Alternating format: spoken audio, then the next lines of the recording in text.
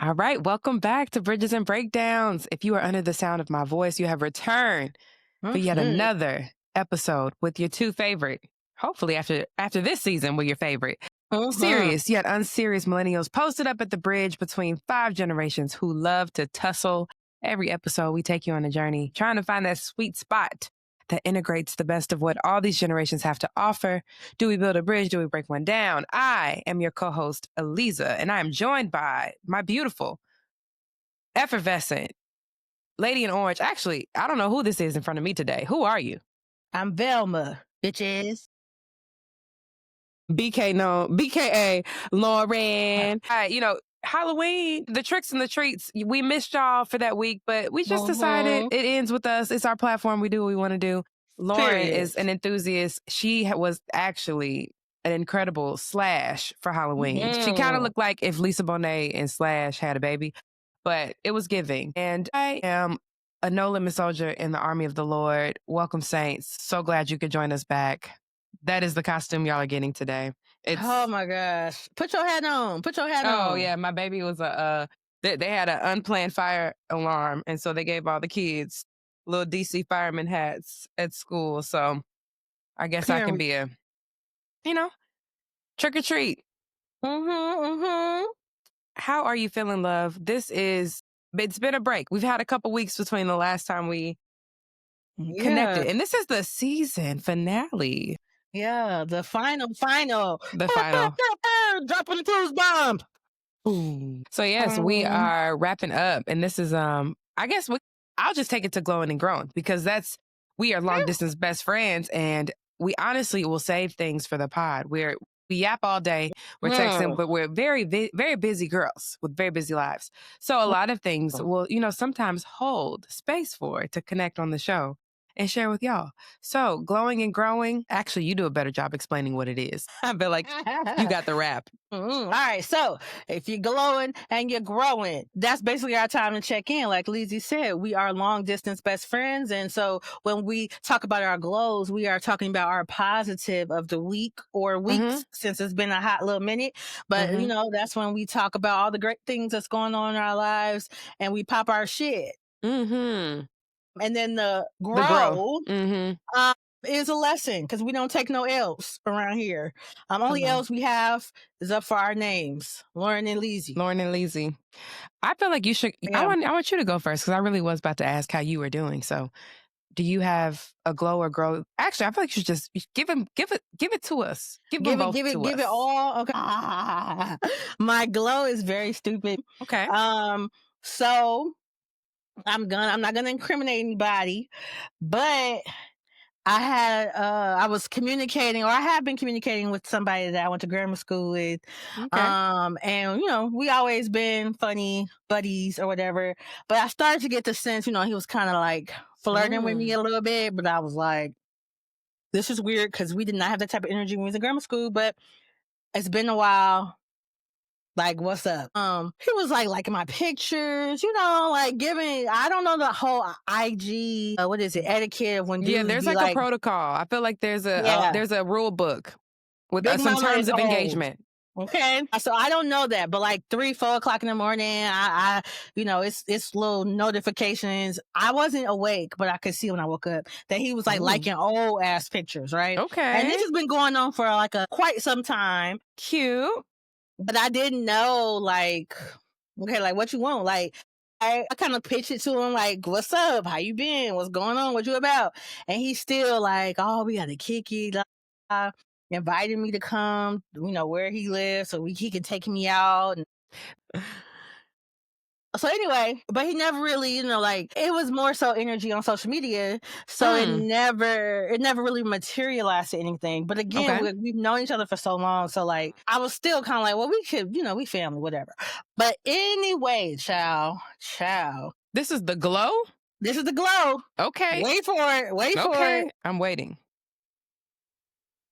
So this weekend or last week, I don't know, one of these weekends, I saw like, what he was doing, and I had said something innocuous, not flirtatious at all, Okay. just like, where you been at? Like, I see you here, there, everywhere. Why ain't heard from you type of thing, right? Yeah. baby boo blew me up a bunch of times. And I'm like, what is going on here? Do you know that this man told me that in 7th or 8th grade, I gave him one of the best jukes of his life. That is crazy. That is what he... Girl, yes. And he said he wanted me to do it again, but naked. And I was like... I'm laughing because, first of all, thank you. That's where the glow comes from, because 13-year-old Lo... That is nuts. Would have been... He's been thinking about that for 20 years. 20 years. And I know that, well, first of all, let me also say he was drunk, but... He had to be. I was about to say, that is not a sober thought. You don't tell somebody that I've been thinking about this since I was 12 years old, that was the best juke I've ever... That is, first of all, highest praise coming from a Chicago baddie like yourself. That's, girl... What is it? The middle finger or this one? I ate that. I don't know. I cannot. That's crazy, actually. I'm about to come out of retirement. What a funny glow, girl. Yeah, girl. Go do your stretching. Go back. I gotta go. Stay flexible. I gotta do my deep squats. That's crazy. What a funny glow. Oh, my God. Okay, we got Juke Master Lorryn over here. Yes, Juke Master. I'm about to take your title, G. Coming from my throne. Title. That's crazy. I got a 20, what was it? Damn, if it was 12, oh my God. Don't tell you. It's okay. I was giving roundabout estimates. You don't have to say how old you are. But anyway, that is amazing. Okay, that was a very long story to get to the glow. I didn't know how that was going to turn out. I know. And also, not sure how we feel about him saying, let's do it again, this time, sans las ropas. That's kind of... No, he was not that smooth, right? So I was just like, what are we talking about here? Because at first he was like, come twerk. Because he was like texting me and I wasn't responding because I was reading my books. Jump scare. So we're not... This is actually that's not... Gentlemen, I'm going to hold your hand when I say this. You're scaring the hoes. That's crazy. Yes, it was very, very terrified. crazy. That's crazy. Don't say no shit like that. So yes, I text you on IG, but I had my sleep things on. So this young man called me 3 times back to back because he knew I had an iPhone, so he could bypass my sleep thing. That brother was starving. Well, that's hilarious. Well, shout out to you for having the juke skills to make, you bobbing that back down so bad that people are thinking about it 20 years later. Love to see it. What's your grow then, sister? Because you're starting us off on that's a very funny high. How did you grow this week? I grew up this week. I realized... Your push point. Your stretch point. I cannot respond to men's DMs. Or not even respond. Oops, let me take that back. I cannot, what is it? Comment on their DMs. Okay. Because I get a 20-something year confession about having the best jukes. I accidentally set up a date with somebody that I don't really like, but I was a little, turned, and I was confused. So I asked a question, but it's kind of like you open the floodgates, and then I was like, well, it's so nice to talk to you. Let's do it again. And he was like, yeah, this is, and I was just like, oh, and I woke up next morning. Yeah, you got to be clear. I feel like intentions have to be very specific with men who are interested in you if you're not reciprocating that. Right. So I kind of ghosted him, but you're like a kind girl. You're a sweetheart. I am. So I can understand why. Don't be weird. Right. Don't be weird. Like the young man that told me I had the best jukes. It was some more to that conversation that I'm not gonna. It sounds like you got the ick, and it's not going away. Well, yeah, no, I've been had the ick, but I was just like, we could still be friends. I still want to hang out with you. And then he just went 0 to 60. And I was like, man, it's been a while, huh, buddy? Mm-hmm. But yeah, but I learned that, you just can't do that. It never works when I slide into, or when I comment on, let's see, who's somebody I comment on? Michael B. Jordan, for instance. Like, why can't he, email me back? But yeah. But no, so that was my grow. But it really don't matter. I've just had social media has been kind of strange for me lately. I'm not anti it, but the niggas is on my body and my DMs. And I'm not upset about it, but I'm also not interested. The grow is that I need to stop responding. Unless it's something funny and I can make it friendly and not awkward. Because I am kind and like most of the people I've known you for a long time. So this is kind of weird that you come out of nowhere. And then you kind of like doing it like in a roundabout way instead of coming out and staying with your chest like, yeah, I like you. I wanted to take you out. But if you can't do that, then I'm not going to be interested. And I'm going to do my best to make you understand you're just a friend and you're never going to not be. So... So yeah, you gotta either come hard or don't come at all. And you only get like 1 or 2 chances, especially if I've known you for more than 5 years. Cause I've been the same. I mean, I've only gotten better, but I've been the same. So stop being weird. That's so funny. Yeah. And niggas knowing I've been single for a minute now. So like, I mean, yes, I had a couple boyfriends, but they not my husbands. So if you really felt that type of way, you could have said something. Maybe I would have made a different decision. Okay. But all right. Social media, the niggas, it's a lot, but stay out of DMs. Still you rise. So my glow and grow this week happened at the same time on the same day. Very dramatic. Very, very timely for this season. So I'll start with my grow. It was one of those days where in this season, I feel like everything is happening everywhere, every time. All at once, yes. So it was very much a day where I had to start on Supermama mode. I always sing Reba. My husband is very involved, but there are days where we legitimately have to like divide labor. And I was a single mom who works 2 jobs. Like I had to do double everything that morning because he had a call time that was early. So I started the day knowing that it was going to be a long ass day. But I had energy. I was motivated. It felt so great. And then I got to the midpoint in my day where I had a check-in with some of my committee members for my dissertation. And what this is showing me, the grow in this, is that I'm having to learn that feedback, critique, questions, criticism, they are not an indictment of my intelligence. Almost made me shout. It does not mean that I'm slow, that I'm not smart, that I'm stupid, nor the person providing those things, they don't think you're stupid. No. So I just felt very attacked. I definitely felt personally attacked, like, whoa. This is haram. Y'all should not be ganging up on me like this.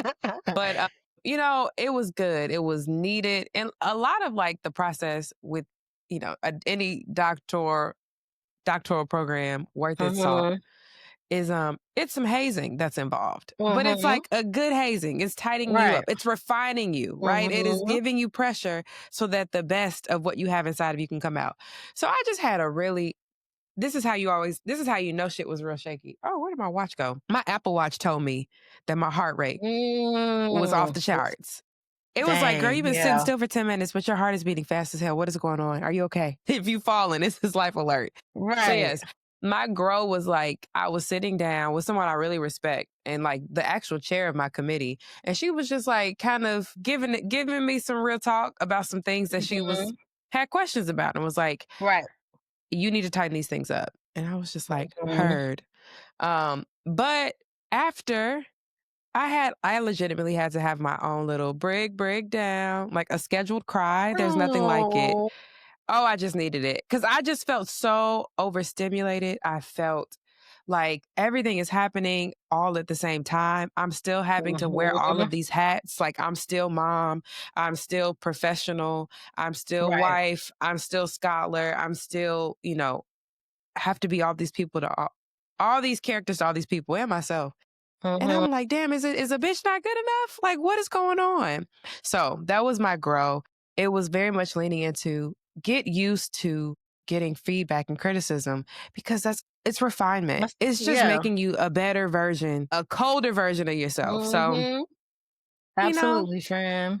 So I think that's probably one of the reasons women live longer than men, despite the patriarchy. Crying is so good for you.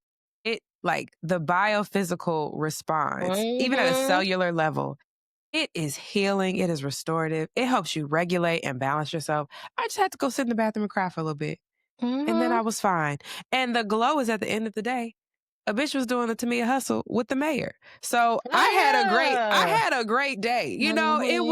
We had the highs, we had the lows, we had the servant mom who is making oatmeal and doing double drop off. And then you had the baddie who was in her black tie, formal, being cute, listening to, a go-go band, cover Tamia records and doing the hustle. Close the door, pause. It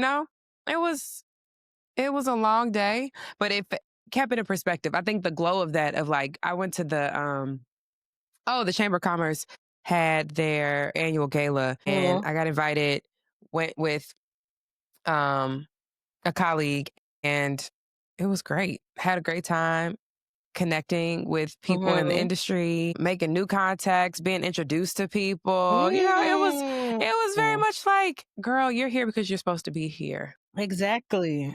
So to have the whole day of like, you're feeling worthless, you're feeling stupid, you're feeling low, and then you having to like build yourself back up and be grounded, knowing that, okay, God did not put you here because you are not ready and capable and qualified and called and all of those things. So, it was a long day and the bitch was tired, but I was proud of myself for having an early call time, staying out all night. I was like, this is nice. I'm proud of you. I'm proud of you. So yes, y'all, everybody in the struggle, it is very normal to have those days where you feel worthless. I'm here with you. Also, this is what I was thinking. I was listening to you, but I was like, what is something that she can chant to make her like affirmation? Yeah, not quite. Not affirmation. Not an affirmation, but it's something to make you realize that you thinking that you are not where you're supposed to be is foolish, right? Sometimes you feel like this is an attack on my success. You gotta just sing shout but shawty, shout but shawty, shout. And then why would that make shout but shawty? And then you can just wrap it off and be like, I'm not. No, I know I'm not stupid. I know I'm not stupid because I know real stupid people. Exactly. I'm not stupid. But in the moment, you be feeling like, oh, it's an attack. But no, just think of that. But you honestly keep it in perspective. It's like, because this person who is literally 30 years your senior and has all this knowledge, right? Knowledge. They're telling you like, oh, you think about this? I'm gonna ask you this. What is this called? I'm like, the Socratic method. Oh, I did not know this was going down. Welcome to law school, bitches. I know. It was very much not what I was expecting on that little check-in, but a bitch is ready now. I'm turned. I'm trained. We ready to go. So that's it. My glow, my grow. We both had some tried and true days, Fran. Where are we about to? Where are we going? Where are we going next? You got a segment. You have a. No. It's our icebreaker because we did icebreaker with our mamas. Oh wait, I thought you were talking about the new, really a segment, but my bad, G. Yes, break the ice, not the bridge, but bridge. You know how we do. Oops, since this is our final episode of the season, I feel like it was only right to do a final icebreaker since that was our new. You dig? So, best friend. The icebreaker. I don't know if you be on TikTok every now and then. Not really. Man in the You're a resident. Yeah, you're a resident over there. Yeah, I like to post stuff. If you see like reposts, which I be wanting Alyzza to come on there because you need to repost some stuff that reflects you. I try to think like me and you and like how I'm reposting stuff on the page, but I accidentally reposted one of the little cues that be happening. I said, "Oh, that's hilarious." My bad. But anyway, that's not my brand. That's not my brand. It's not your brand. It's not mine either. I was mesmerized. The young bros are kind of hot. Anyway, there's a new trend of like what your gun sound like. and people are like somebody did Ribbon in the Sky. Do do do do do do do do do do. So like, all right, so you get opportunity to talk about That is what your good sound like. hilarious. Yes, friend. This is all so violent. What is wrong with America? Oh my God. We are sick. We are. This is sick. This is a sick nation. Sick. What does your gun sound like? Okay, you have to send me some of these because I want to see I will. how people Next edit time. these. No, I feel like you have to start because this is like you've got time to brew. I want to hear yours. See, I had a couple, and I was trying to see what you was going. Okay, so I gotta pop the trunk type of whatchamacallit. And I think it would be like powerful. So it would be like the bass on Shake the Room, that pop song. Boom, come on and shake the room. Baby. Like that. Yeah. That's funny. That would be mine. Okay. I'm going to take liberty with this because I don't know what the parameters are for how we're supposed to respond. Mine is going to be, we're getting antebellum. I mean, God.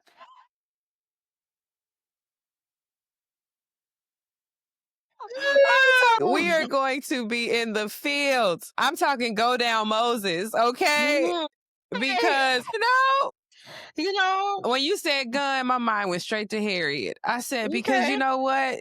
If some people don't want to lay down, they got to get down. So, yeah, I feel like the last thing you're going to hear before you go meet Jesus is a tradition of my ancestral. So I call all the ancestors to knowledge. lay your Absolutely. ass out. Go down Moses. And that's what mine. That's a Ribbon in the Sky is crazy, actually. I'm a R&B girl myself, so yes. I absolutely can understand the allure of, Yeah. Very funny. Very was funny. good. I thought it was cute, lighthearted, fun. I love it. All right. All right. Next up, friends. This is, from time to time, we may or may not have this. We're going to call it amend the record, obviously, for obvious reasons. It is just an opportunity for us to correct anything that we may have said that we listen back and was like, yeah. And we have to, just amend the record. That. Because that's, I think, what's important for millennials. We are a generation who I believe are more comfortable with recognizing that when you get additional information, you can and should change your mind. It does not mean double down and want to be indignant about, I said what I said, I'm standing on business. An apology or a rebuke or redirection, that's a sign of intelligence to say, absolutely. My bad, OG, I was wrong. Apologize to your children. I don't know if nobody else was doing that. I apologize to mine when I'm wrong. So I love this, friend. What amendments are you going to strike? From the record? I don't remember the exact episode, but in season 1, I know that we were talking about black female attorneys that I felt weren't as supportive. And I was specifically speaking about during my law school tenure and trying to get internships and things of that nature. Post graduation, my first job was with a black woman-owned firm, and I enjoyed my time there. I don't want to say that I did not have that support because she did take a chance on me. I just came up guess what? Personality hire. But no, you were not no personality hire, girl. That was a great opportunity, but it was in a non-traditional way that I was able to secure that role. And in case she's listening, hey girl, I ain't gonna say your name, but I just want you to know that was no tea or shade towards you. Yeah. That was just towards, a couple, not even shade, but just acknowledging the difficulty that I had because I would have loved to learn more from some of the Black female entertainment lawyers and things of that nature. But I also understand the nuances and how that can kind of be difficult for them in their roles in that particular niche area of law. So, but I wanted to correct that because Black women have always given me my tens and have always helped me. For as many that have poured into me, for as many that have kind of tried to dim my light or, whatever, there's been so many more that have poured into me. So I never want that to be out there in the ether. So that's one. Copy that. Number two, we were talking about like best female rappers, blase, blase, squaze. Last episode, I said that Megan Thee Stallion is one or the rapper that I feel like is beating the girls, and I stand by that. I think she is probably the best in her area of like pussy rap, but I do believe I knew you were about to that. say that. No. But I was gonna say, I feel like she can stand on her own with any type of rap because she does rap about a myriad of different things. If you don't listen to her music, she contains the multitudes. the multitudes, right? And she can also freestyle, which is hard for all rappers, but she's very, very good at it. Also, Dreezy has a cold ass freestyle on LA Leakers. I watch it on YouTube like it's a concert.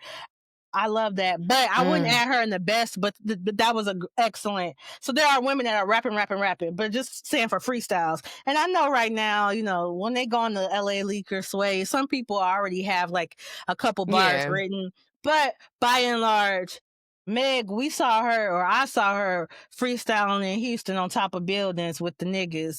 So I know that she has that talent. But I would also like to add in there for the best girls that are quote unquote mainstream, that are exceptionally talented at rapping, I would like to submit Doechii as well as Doja Cat. I know what you're thinking. That is controversial.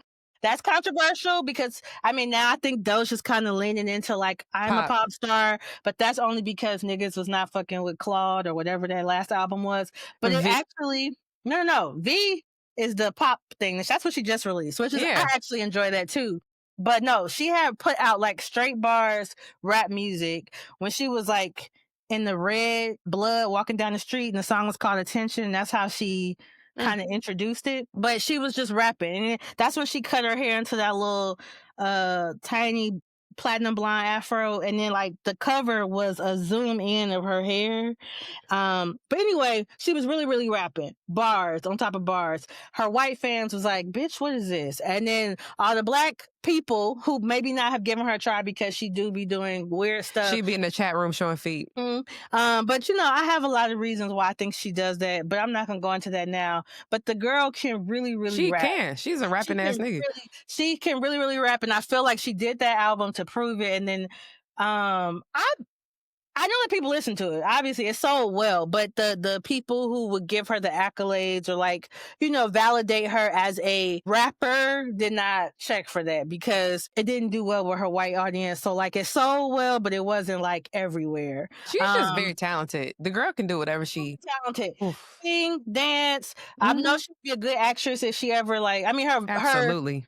Her music videos, like the concepts behind them. She's extra talented. She's very artistic. Extremely. Hot Pink. I mean, all of her albums, I've enjoyed all of them. She is a really good rapper. I hate that people kind of invalidate her talent. I know that a part of it is because she's weird, and the other part is she does have like that pop crossover, but I think that she does it from a more authentic lens than Nicki Minaj, right?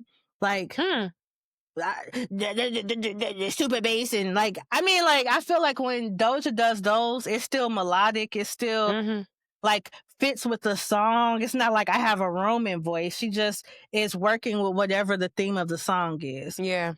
And I think that that's more artistic, and that is more, it shows that you have vision, right? But yeah, I mean, I know that Nicki was the inspiration for Doja, but I think that Doja actually got the kind of split personality type thing that Nicki she copied it, but actually refined it in a way that I think in 10 years, if we were to go back and listen to Doja's music, we wouldn't be like, why the fuck was I listening to this? Like, and that's kind of how I feel about Nicki Minaj's music outside of like, it didn't age well.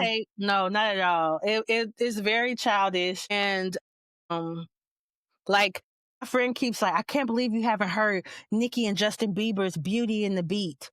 And I'm like, and it was a big song apparently. Yes. Terrible. Cheeks, big jiggly booty cheeks. But it was a huge song. All the kids love it. But yes, so just have to throw that out there. Yes. Doja, Doechii, Meg. I would say Rhapsody. Rhapsody can rap, but I know that love people don't like Rhapsody. to listen to Rhapsody because she's not popping her butt. And people don't, even though they always try to talk about women, and I'm saying they as in like culture, like, oh, they only Yes. talk about one thing, but there are plenty rappers who do not, and y'all don't want to sit and listen to them because they're not attracted to them. Or you think that they don't talk about sex Because like you're not attracted to them. you're Like, not attracted to people them. say Missy don't talk about sex. Missy who? That is where I learned Misdemeanor all my Elliott? best moves. Call back to the Glow and Grow. I was practicing. No, I'm just kidding. But no, Missy, Meltdown. Oh my gosh, Yeah, whatever. Missy, it's But just yeah, that you don't look at her in a way that is, she's not attracted to sexual. most men, and so they don't sexualize her. So it's like you are blind to even perceiving her very clear pussy rap as Exactly. pussy rap. So whatever. And then final Yes. note, because I am still bereaved and Mhm. I have been consuming all things D'Angelo and trying to like find things that I didn't see before. So I found a lot of like archival magazines and great stuff. But I also found this interview that he did right after Black Messiah was released with Tavis Smiley.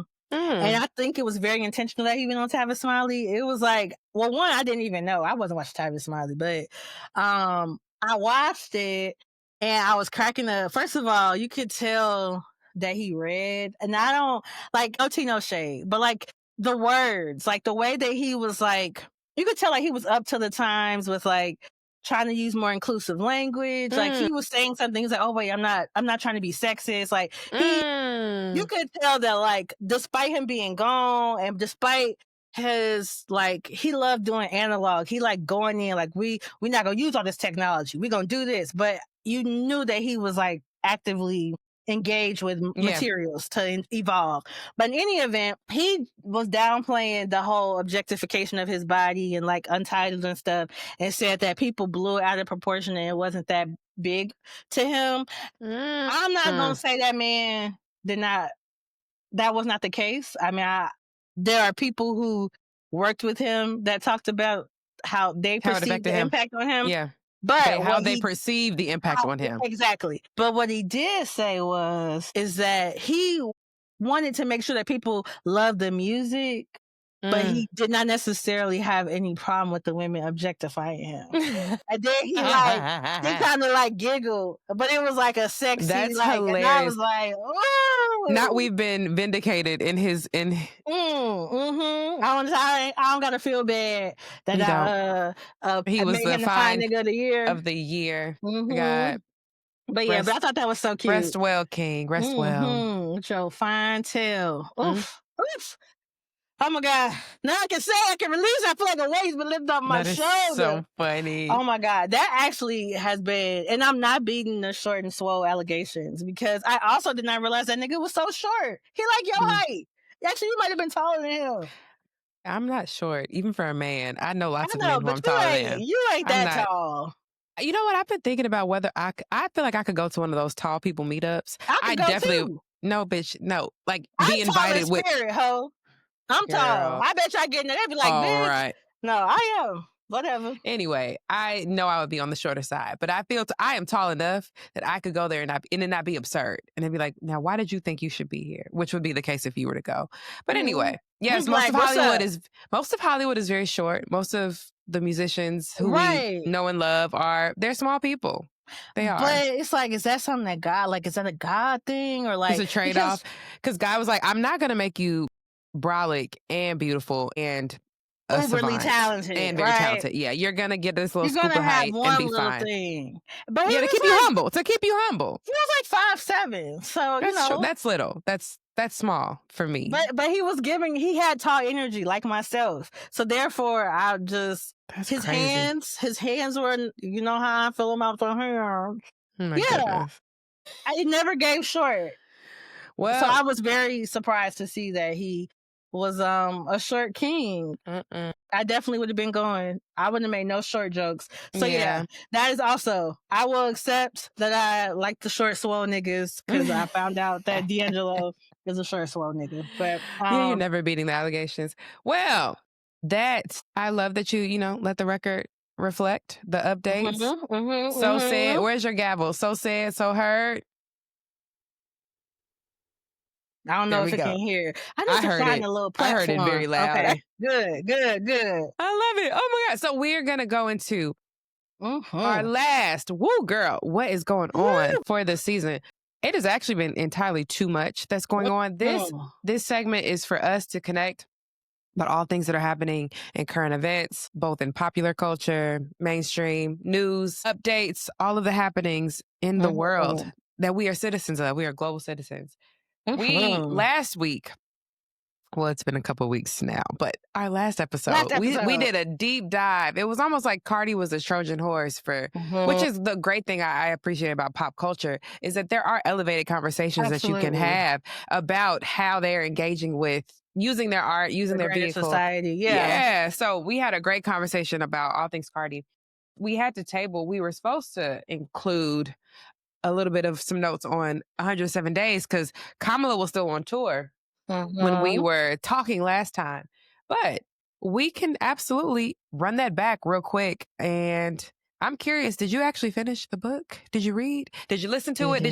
What is it? What do you listen to the books on? Audio? Spotify. Oh, Spotify. I used them points. Actually, I told you, well, I could have started it this month, but I usually do my immersive reading and I have finished a long romance book. So no, I started reading my mom's a little bit because I don't know, ADHD got me. I hid that book for myself somewhere. I could not find it. I have looked high and low. So it's I don't know where probably hiding in plain sight because it's honestly a very easy book to blend in with the rest of your books.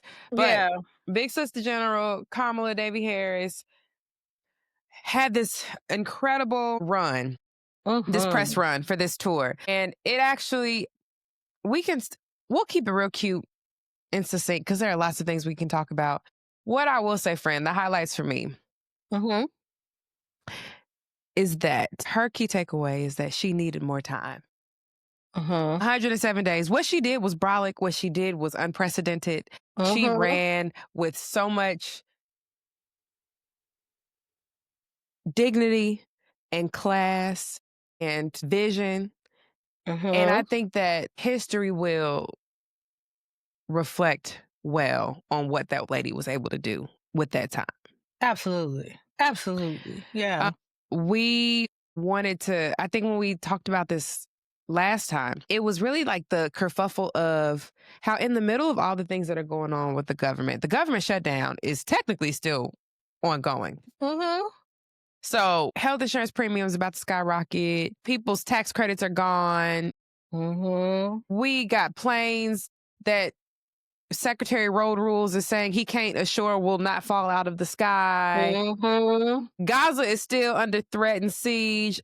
And just the overall degradation of our democracy.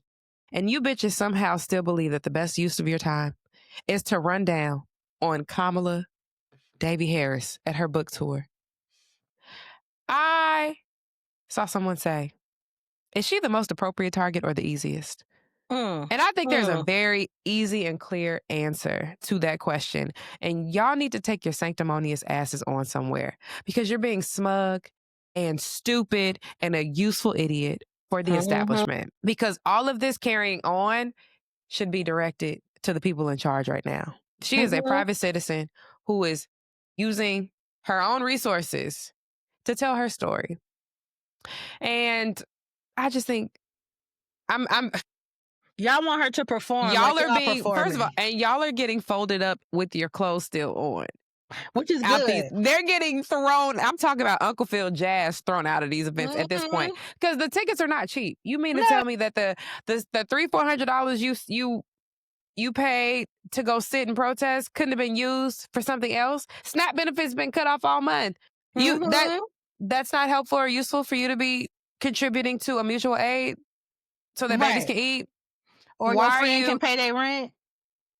It's stupid. It's clownery. The highlights from the book that I really would like, we talked earlier in the season about like some of the previews of like how this really is an indictment on the Democratic Party in a lot of ways and how they're like, this is bad for the party. And it is, but y'all need to clean house in some ways. Because how do you blow a fucking 28-3 lead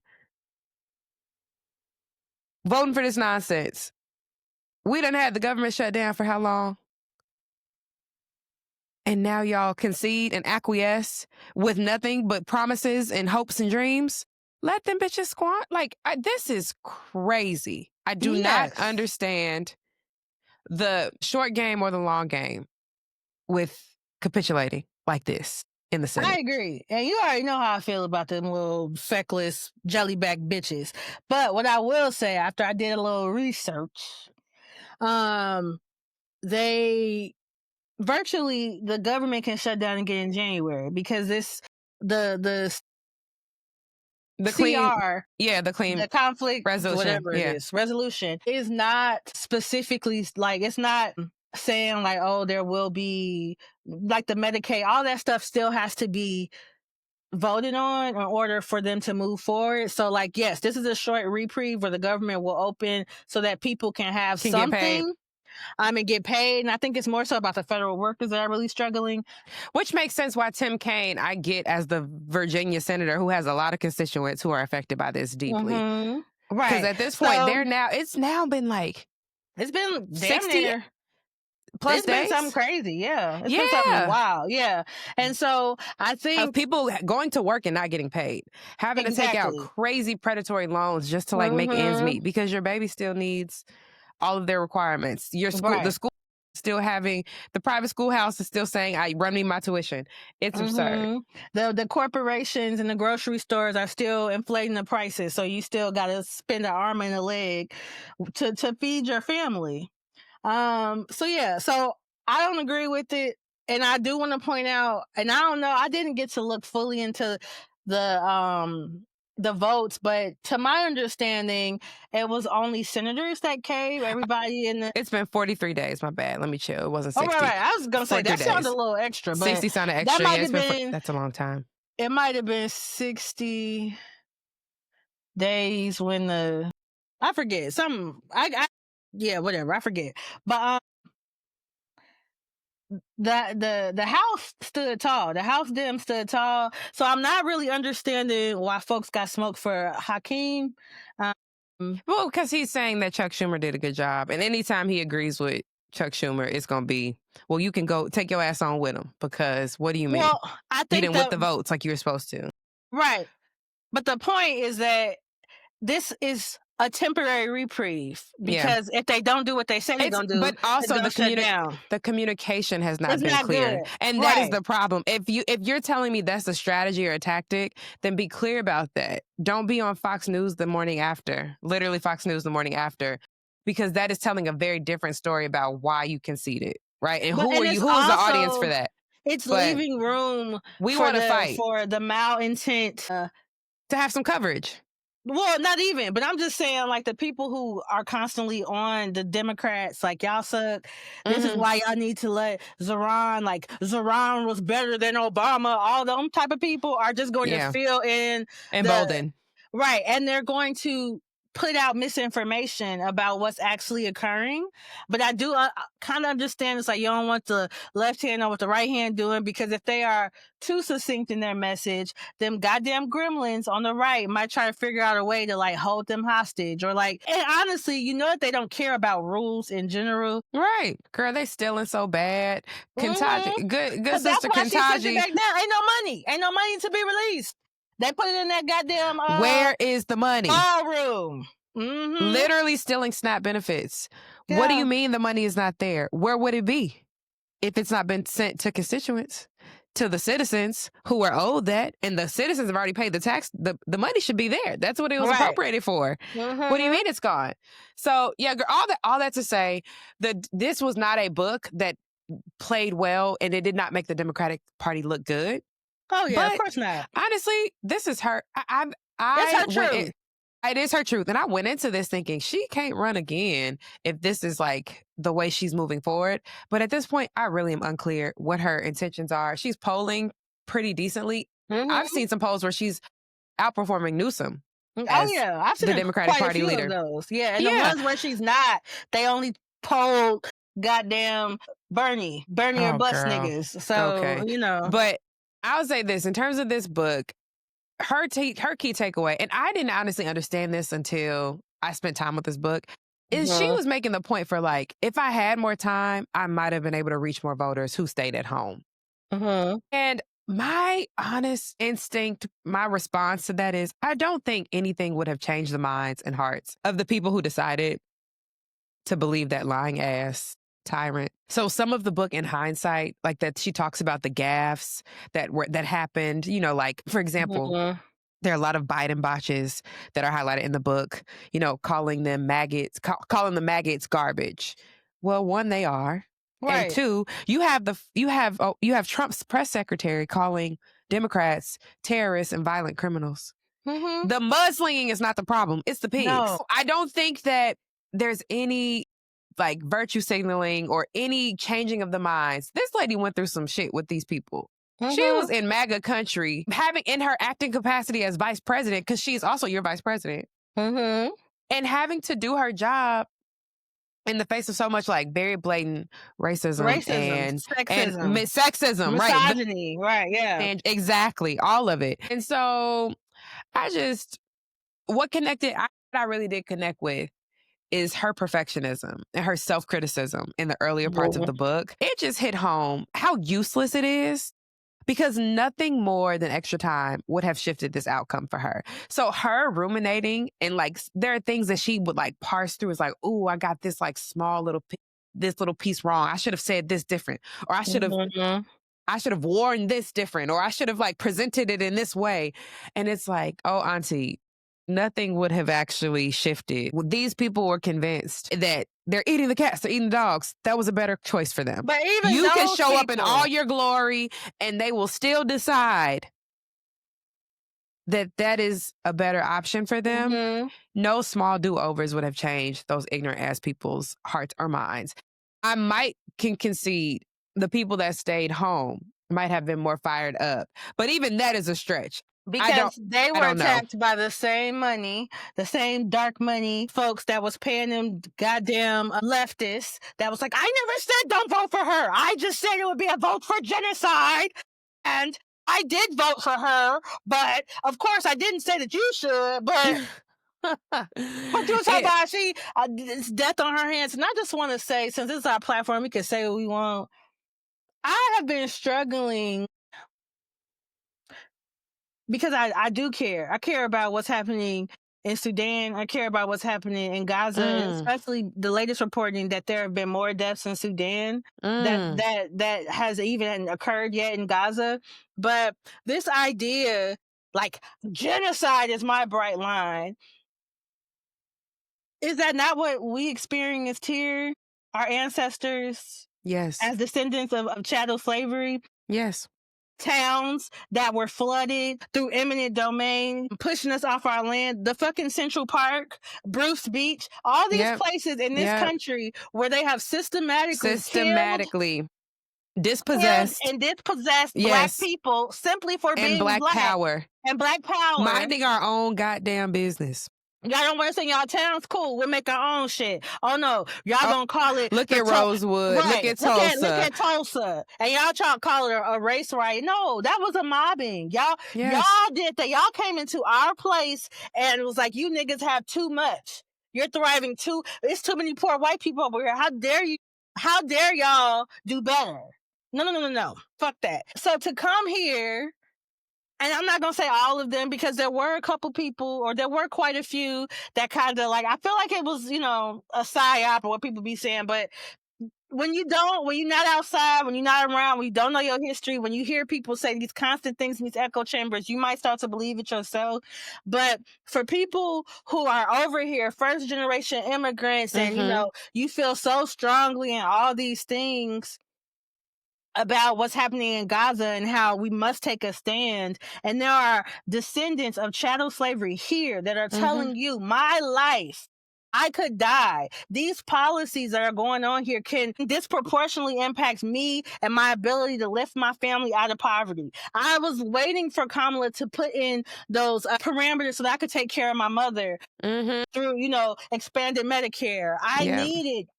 Lorryn, needed that first time $25,000 homeowner loan because I was actually considering buying a home. So all of these things, because we ain't getting reparations, Angela Rye, with your real stupid ass. Now is not the time to be talking about shit like that. When motherfuckers is trying to repeal amendments and shit. However, there is a debt owed to Black Americans that we gloss over. And for people, semi-leftists who care about all people, right? Because fuck them white right-wing folks. They're racist. They don't care. They didn't care. It was literally, do you want the apple? Do you want the good clean apple or you want the poison one? Like there was nothing shiny and new about Trump. There was nothing that he was offering. He didn't have no plan. Y'all didn't even know he was gonna bust up the damn ballroom. He literally is just his team is doing things while he's sitting there dying in front of us, like Mitch McConnell. So it's really bothering me because how dare you think so little of my ancestors' history, so much so that you think, oh, well, in America, you've had all these luxuries, so it's time for y'all to hurt. Nah, I like that y'all getting folded up at Kamala's events, and y'all need to get y'all job with tap their more clothes often. on. Yeah, this is crazy because people are tired because it's really it's a misaligned outlet, and honestly, I think it's a paid. It's absolutely paid. Yeah, this is like paid. These Especially are paid with the opposition. The flip flop and like, oh, I didn't do this. I this, that, and the third, and like Rashida Tlaib, she's always gonna be on your list. Always gonna be on your list. Forever. I might actually put it in my will. If I go before she go, everybody in my estate better do whatever they can. She will never. Whoever put that root on me, you better triple it on her. Because her sister, and them goddamn uncommitted folks, I don't think there was enough people who just sat out that were not tainted by that bullshit of not one more bomb and we must stop. Go to hell. All of y'all. Quickly. I don't want to hear none of that shit. Y'all on social media copping, please. I didn't say that. And for the record, we agree. Genocide is bad. Bombs are bad. Children should not die. We should not be starving them to death. We should not be harming them. And violence, I don't want my tax dollars to go towards that. No. And also, the world is an evil, harmful, really scary place. And that type of tragedy is happening in more places than just that one. And I would like the person in the position of authority to have the soul and the conviction of Big Sister General compared to this motherfucker who really don't give a damn. And it's very clear. Will never give a damn. Never give a damn. And it openly accepting bribes, taking percentages of companies to allow them to have the merger. Is socialism, y'all. That is what y'all saying Zoran is doing down in New York City. And I got a bone to pick with that nigga too. How dare you? Let's get to it. How dare you? Immigrants built New York City? I'm tired of that shit, actually. I'm tired of it. I'm tired of it. The immigrant, not even propaganda, because it is. It's the erasure. Not that it's wrong. It is the erasure of Black Americans. You are forgetting how we got to the point where immigrants had an infrastructure to even arrive at. Hello? How immigrants weren't even able to get into this goddamn country. Yes, the civil rights that were fought for. Yes. By our ancestors. And how dare you come out there? Like, okay, yeah, y'all showing the maps of people. I saw that stupid ass map where it was like, these are the people who are likely to vote for Zoran. And it was like black neighborhoods where they was calling them like a blue MAGA and shit. Wait, I'm unsure. I'm not following you. Blue MAGA because they are voting for Zoran, not Cuomo. No, because they weren't voting for. We're not voting for. Okay, they were saying that it was, they were Blue MAGA, but he still won. Black people fell in line. Once he won the Democratic primary, black people fell in like we always we're do, clear. Yes, they were like 96%, 92 or 96%. He had the biggest turnout amongst black, specifically of all ages, like all generations. They were fine. After Cuomo did not win, they were like, all right, cool, young man. We got it. We got it. Here's the things that we're going to try to push you on, whatever. But to come out there in your acceptance speech and talk about immigrants built whatever, anything, He is an immigrant. Foolish. I mean, he also is an immigrant. Damn.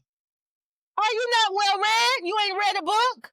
No, immigrants did not build this country. Immigrants add to the richness of this country. His middle name is Kwame. Oh, yeah. Right? That's so you what makes should him... know a little bit about the history of the diaspora and the connection that Black Americans had. Especially since you marked yourself on as the continent. Black on your applications. I'm not letting that go. I'm not. Sorry. Couple things that I feel like your character. All things said, all things considered, I'm still not rooting for him to lose or fail. I think that I still would like for him to do well and for the people of New York City to do well. I think there is a contingency of folks who are very much like wanting him to fail and for New York to be punished. Granted, it's going to be a hard uphill battle because I do think Trump is the type of petty to withhold funds from New York City because that nigga won, which is also, this shit is about to get worse, sir. Worse, sir. But also, New York, which I don't, Kathy, whatever. But they can withhold their funds too. Yeah, back to the... Because we know Two-Face gonna do it. So California said, the hell we are. You want what? Okay. Right. But even not some this of the money. stuff, some of the things that were in his campaign promises when he won, Kathy came out like, oh yeah, we're not doing that. That was great, but it might take some time. And like, if y'all really believe that he was gonna be able to turn the world into the rainbows and gumdrops on day one, I don't think you should actually be able to vote. That's where I'm at with it. That's where I'm at with it. I'm not... Bring back the poll tax. Yeah. Bring back the poll. There's a reading test, actually, you said. Girl. That is so funny and terrible. I'm just mad as hell. And I too wish him the best. But I'm not feeling him. I'm still not sold. I don't like that speech because, again, the proof is in the pudding. Who came out and made sure your ass got elected? And for you to be like, I'm building a New York that was built by the immigrants, it's not cool. It's not cool. And there's so many times that we are often overlooked, or because we have struggled so much, it's like, y'all know how to deal with that. So we got to focus on people who ain't never had this type of strife. And that's not cool. Because a lot of times, y'all are adding to it by ignoring or being model minorities or trying to strike down affirmative action when your ass was benefiting from it. How is that looking for you all over there in my Southeast Asian contingency? Have y'all gotten into any... Are there any more schools that are accepting you guys compared to last year? And when you were told that by people who understood, who were the legislative intent behind affirmative action, that this is not going to go the way that you go, because one thing that we know as Black Americans is how the white person moves. But y'all said, no, you niggas are lazy. We heard about y'all. And you're stupid, and you're taking our spots. Y'all trying to your welfare queens, blase, and now you gotta learn the hard way. But so do the rest of us. So no, you're not gonna give speeches and do all types of shit and not acknowledge us. I'm not having it. Yeah. So I ain't here on the list with Rashida Tlaib, but he might get there if he don't figure out how to get his I'm gonna put a pin in my thoughts, but yeah, that's all I got to say. So funny. I love that. We had a lot of government chaos to cover. Did you want to say anything about the Dem sweeping? I feel like it's kind of... Go ahead. We had so much momentum, and then it's kind of like No. We can't. See, again, we have to reframe it. This is what we're here for. Our podcast, we are another, even though the Dems didn't do it right by rolling out what they doing, we can tell you that it is not over. Like, yes, they did concede. Yes, it was just 8 of them. But the reason was because they recognized that a lot of their constituents were suffering, and they wanted to give them some sort of reprieve. And also, dare I say, which I don't feel like we need to do anymore. Like, look, we gave them this and they're not doing that. But this is all on the Republicans. And I think that the Democratic sweep is what demonstrates that people recognize that. I don't think that people are believing this or taking the bait with this story of this holdout was because of the Dems. And I don't even think that these 8 senators voting is adding to that narrative, but it feels like it is taking the momentum away from people's excitement and motivation. And I guess it's going to take some discipline. But You it's don't only everything does not have. But there's some people who are hurting, and it's like, yeah, they're holding out, but like the people who ain't getting paid, the people who have to pull out bills, That's true. I'm thinking about them, not because I'm trying to shoot the Dems no bail, because you know how I feel. Those who can't hear must feel. And that's part of why I'm like, honestly, the pain of this honestly needs to happen in a lot of ways, because I think we've gotten so comfortable in this country. Yeah, you thought, oh, if I vote for Trump, the blacks not gonna get nothing. Nah. Your ass ain't gonna get it either, baby. Pox on everybody's house, baby. Because you're not rich. You're not in that 1%. You can't sell him nothing. You could buy one of his watches. You could buy some juju from him, but you ain't gonna be in the inner circle. You can't go to the Mar-a-Lago dinners. No, he don't even want you there. You don't have nothing of value. It's so gauche and disgusting. Like, I don't think they even care about how the image appears of people are starving, and you are in your ivory tower with gold opulent trim, tacky at that, and these fancy dinners, and it's Hunger Games. It's very much y'all are living off the fat of the land, and Panam, everyone else and us is in the district starving in lines for 14 hours to get a bag of groceries because you're unemployed and your SNAP benefits are cut. And this is the worst the economy has been since the great financial crisis of 2008. Yep. And we're supposed to just believe that this the Democrats' fault, and they are not even you are in control of every branch of the government. And this is their fault? Play with somebody stupid. Play with somebody else. Somebody else. They might be dumb, but they ain't that dumb.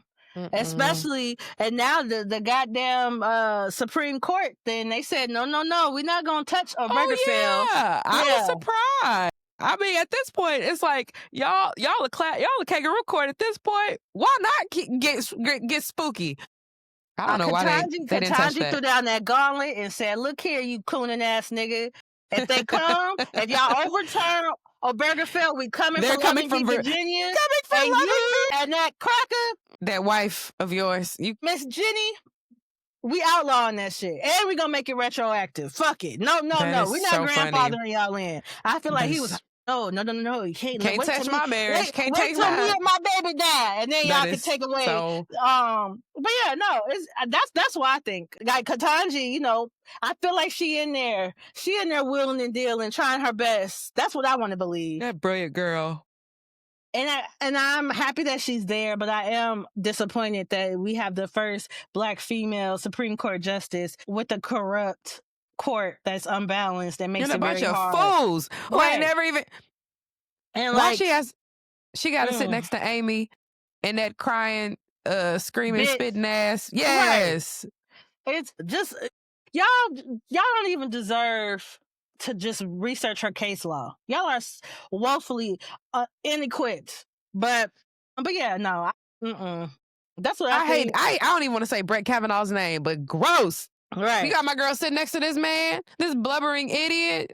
Disgusting. Gross. Jump scare. Yeah. All right. Shout out to everybody that's doing well. Yeah. Detroit has their first Black woman. Oh she bad. She bad. She's young too. She's like 38. I love it. Love to see millennials doing it. I know she had her buffs on, which I don't know if we're not talking about Big Sean today, but that was also like, ooh, he's a sore spot for me right now. He had her with her buffs on. There's actually a lot of Black women leadership at the mayoral level that swept this past November. It's been a good turnout. It's been good, which is also why I don't like all this doom and gloom from for the first time Democrats. I was reading today that for the first time in, I want to say 20 years or so, there have been more registered newly registered voters who identify as Democrat than Republican in Pennsylvania. It's like a plus 8,000 Dems who are registered in Pennsylvania compared to like maybe 2,000 or 3,000 Republicans. So it's like, let's get the infrastructure going, baby. Let's get ready for 2026. If there is going to be a free election or open, first thing Trump said when that sweep happened, he said, no, the first thing he said after the returns in November was, we don't need no more mail-in voting. We got to make it harder for y'all asses to vote. Because if this is what y'all gonna do, 2026, 2028, no ma'am, no ham, no spam, no turkey. He understands. They're going to just try to make it harder and harder and harder to vote. Y'all are going to have to we cannot fight. Let them. No, they're going to try to take away the federal holiday so that y'all can get off to vote. They're going to do whatever they have to do to disenfranchise your vote, which is why it was so important not to encourage people to sit out. Yeah.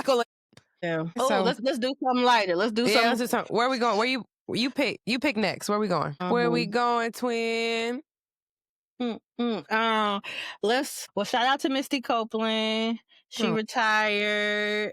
I'm very proud of her. That was so sweet. Just the hug, the picture of her and Debbie Allen hugging was just, my little black girl dancer heart was so full. Yes, for sure. Misty, amazing. And I love that for her. I love that she had it was just like a storybook ending. It was like a storybook ending for a career. It was amazing. And I just was like, damn, if you're going to go out, that's the way you got to do it. That was excellent. I was very, very happy for her. Yeah. So I look forward to everything that she's going to do. Or whatever she does. If she chooses hey, I'm going to chill.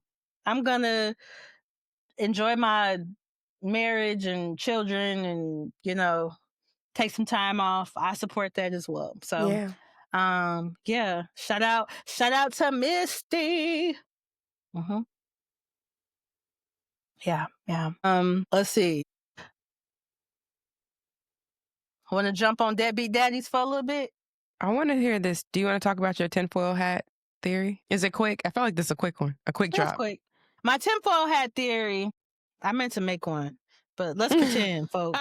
In this economy, you gonna use some oil, some real foil, girl. You put that back in your air fryer. I got some cheap ass dollar stove aluminum. No, I got the real stuff, but I don't know why. I must have bought that for That is so funny for crafts. No, I'm just playing because ain't nothing you can really do with it. I think I probably bought it for my chapter picnic, when you have to keep putting stuff over because of the bees. I wasn't putting no Reynolds wrap over there. No Reynolds. But anyway, I think that Megan Thee Stallion and Klay Thompson are married. Why? Well, one, the biggest reason is when they was on that date and she was feeding him and he was supposed to be doing the food reviews and stuff for her, and he had said her name and was I'm Klay Thompson. Okay, Klay Thompson. And he was and this is Megan Pete. And he was and she was Thompson. And he was Thompson. And he put their name together. Now.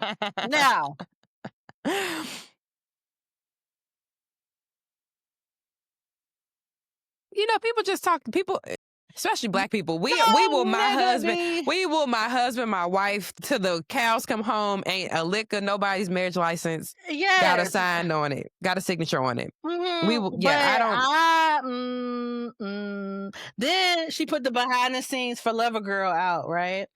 The video. And there was an intentional scene where she was FaceTiming him and his name read my husband and it had a little ring and it had a little thing. Now, yes. Okay. I'm listening. We put, I've called somebody some names in my phone or whatever. So I know, but I don't be putting husband. Also, the song Lover Girl, she explicitly came out and said that it was for Klay. She ain't never wrote a song about a man, right? But there's a line in the song where she's he's running to that altar. She talks about that, and they bought a home together. She has a home that when she's not working, she's always at. So the fact that they bought a home together, they have animals together. Oh, they're very serious. I think that they are. From my parents' social lens, I think I don't know why she would do that. I feel like Because I think that she might want something private just for her. Yes. After all of the public scrutiny she has had, people not wanting to even celebrate her. That is fair. Even though she is the people's princess. I'm like, oh no, we're invested. I want the full bang bang. Yeah, and they damn well might have that. I think that they will, but I also, like I said in previous episodes, I think that perhaps there was like they met and there was like a period where they weren't together and they got back together or whatever. Because it seems like they've been locked in longer. They seem more comfortable, and the As fact they that they're should. sharing this. I'm very grateful that they were like locked in before they came back public, so that public scrutiny could not divide them. But absolutely, I just want that girl to be happy. She deserves every good thing. And I feel like she has that, but then if she was to come out and be like, me and Clay got married, then everybody be speculating about it's only been 5 minutes, and like people would just. And you know how most dudes, or not most, but I saw quite a few men on Twitter, which, it's a cesspool there. But they was like, we all been in Clay's shoes. The hell? You have? What? No, I think people... You know what? We all done wiped the hoe. First of all, Clay is the hoe in this situation. Hell, they wiped each other, if anything. If she a hoe, he a hoe too. But oh my goodness, yeah. So and like have no shame. That is crazy. Like Cameron and them, Mason and them was talking about how he's playing so terribly. That man is 48 years old. He got half an ACL. He done did everything he ever should or could do in the league. What more do you want from the kid? But they want, especially want him to be better now, because if he was a scrub with no Megan Thee Stallion, they would be like, the nigga's getting old. Let's just let him ride the bench. Now he got a good woman in his life, and they're like, she's a distraction. Right. She's draining him, and now he doesn't have any, all that stuff. The misogyny of it all. It's always a woman's fault. No, thank you. Not these niggas suck. Not these niggas want to be distracted. He happy at. He so happy. That. He want that fish and spaghetti. So that's my tinfoil hat theory. Tap in, let us know, chat, if you picking up what I'm putting down. But if she come out, I think Rihanna and ASAP are probably married. But I think they've been married. Yeah. Well, actually, I don't know. What's one called? Rihanna gives me Goldie Hawn vibes. Like, in what way? Goldie and Kurt is not married. Okay, and they do have kids. Wait, no, do they have kids? I think together? They got one. I think they got. I thought Kate Hudson was somebody else. No, I think her brother. She got like a younger brother, maybe. Goldie and Kurt ain't married. That's interesting. Maybe they ain't married. They not married. Maya Rudolph. She is married. They not married. Maya Rudolph is married to that white man. No, she is not. Get out of here. We're about to fact check live. How is that not her husband? Married? That is so fucking crazy. They got like 13 kids together. And that's her baby dad. That's nuts. Yeah, Paul Thompson Anderson. I haven't seen what's the movie that Tiana has with Leonardo? Or whatever. It's not Die Another Day, fool. Black people in movies, child. It's like too long, too legit to quit. Shoot them up, belly belly. The Harder They Fall. No, not The Harder They Fall. What is the name of this man's movie? The Day After Next. It's some last day in the valley. My God, what is the name of this damn movie, y'all? Hold on. I just want you to correct the record. Are you looking? I am looking. One battle after another. And close enough. We were very close. And it does appear that they are life partners, not legally married, which is crazy. That's crazy. That's the shenanigans. If you want to marry me, better hurry up if I get some money. That's hilarious because you'll never be wifed. You're like, nigga, you'll never be wifed messing with me. Yeah, you better hurry up. That is crazy. I didn't know that she was not married to that man. Okay. No, but Rihanna's also she is a Bayesian, Caribbean woman of a particular faith background. I feel like her and all them kids, I think that they are very locked in. And I think that is her. I don't know. I just feel like that's husband, wife seems like a priority for women of a particular upbringing. Perhaps. But if she's not, I would not be surprised. That's interesting. That's interesting. Oh, Lord. Oh, but yeah, I can't believe Maya Rudolph ain't married to that man. That's crazy. Interesting. Well, you want to beat up on baby daddies a little bit? What you don't feel like talking about him? I'm just disappointed. Yeah. Where do we want to end off for Woo Girl? Okay, we could just end off since you a No Limit soldier. Did you watch the Verzuz? I did. I had, I streamed my little Apple because I got Apple Music, so I didn't have to watch it on my IG. So who won? No Limit or No Limit? No Limit won. Mm-hmm. Okay, on the strength of the performance, not the catalog. No, I think it was both. It was definitely so. Like, I'm not sure if I don't actually. I have no clue, zero, what the game plan was for Cash Money over there. For Juvenile to be a dog, that probably sounds like that was the only card they had. Yeah, but like they had songs they left off the table. Like I want to say, No Limit, they didn't do Wobble. They didn't do I Can Tell, I don't think. And like those are big. You know what I'm saying? Mm-hmm. And I feel like Cash Money left off some big ones too, but the energy was off. I think it was just the vibe wasn't there because Birdman is bringing down the collective with his evil energy, which is why after they had a great like, oh, this was good, chop it up. Obviously there was no declaration of who was the winner, but to me it was clear. He get on there talking about Turk. It was weird. It's very weird because you're like 70 talking like that. He's such an old ass man. But I will say, both Master P and Birdman are terrible people. Oh, absolutely. And so that's why it felt very evenly matched with like, oh, I don't actually wish for either one of you to have nice things in this lifetime. But the artists and the platform and the culture that you built is undeniable. Absolutely. But no, once them two men, they trash. I don't give a damn. Throw them in the dumpster. They was trying to do Mia X dirty, and they made right by her, and she really came in and like stole the show. So that was great. And it was like I was cracking up to see as many people that didn't know that Freak Hoes by Future was a remake of No Limit. And so seeing like people like, oh, so that's where Future got it from, and it's like y'all really don't know y'all rap history. Y'all not curious. People don't. No, they do not. And I just think that's so interesting because I just have always been very curious about whatever. Like if it sounds good, I'm gonna look into it. But no, they did a song good. Credit. Hate to see me coming. Hello? I'll be on this, especially now that it's so easy to look at it now. I'd be like, oh, let me go straight to who produced this? Who are the writers credited on this? Spotify has a really cool feature now where like if it's a producer that has quite a bit of work, you can tap on their name and it'll send you to so you can see everything that they've ever done.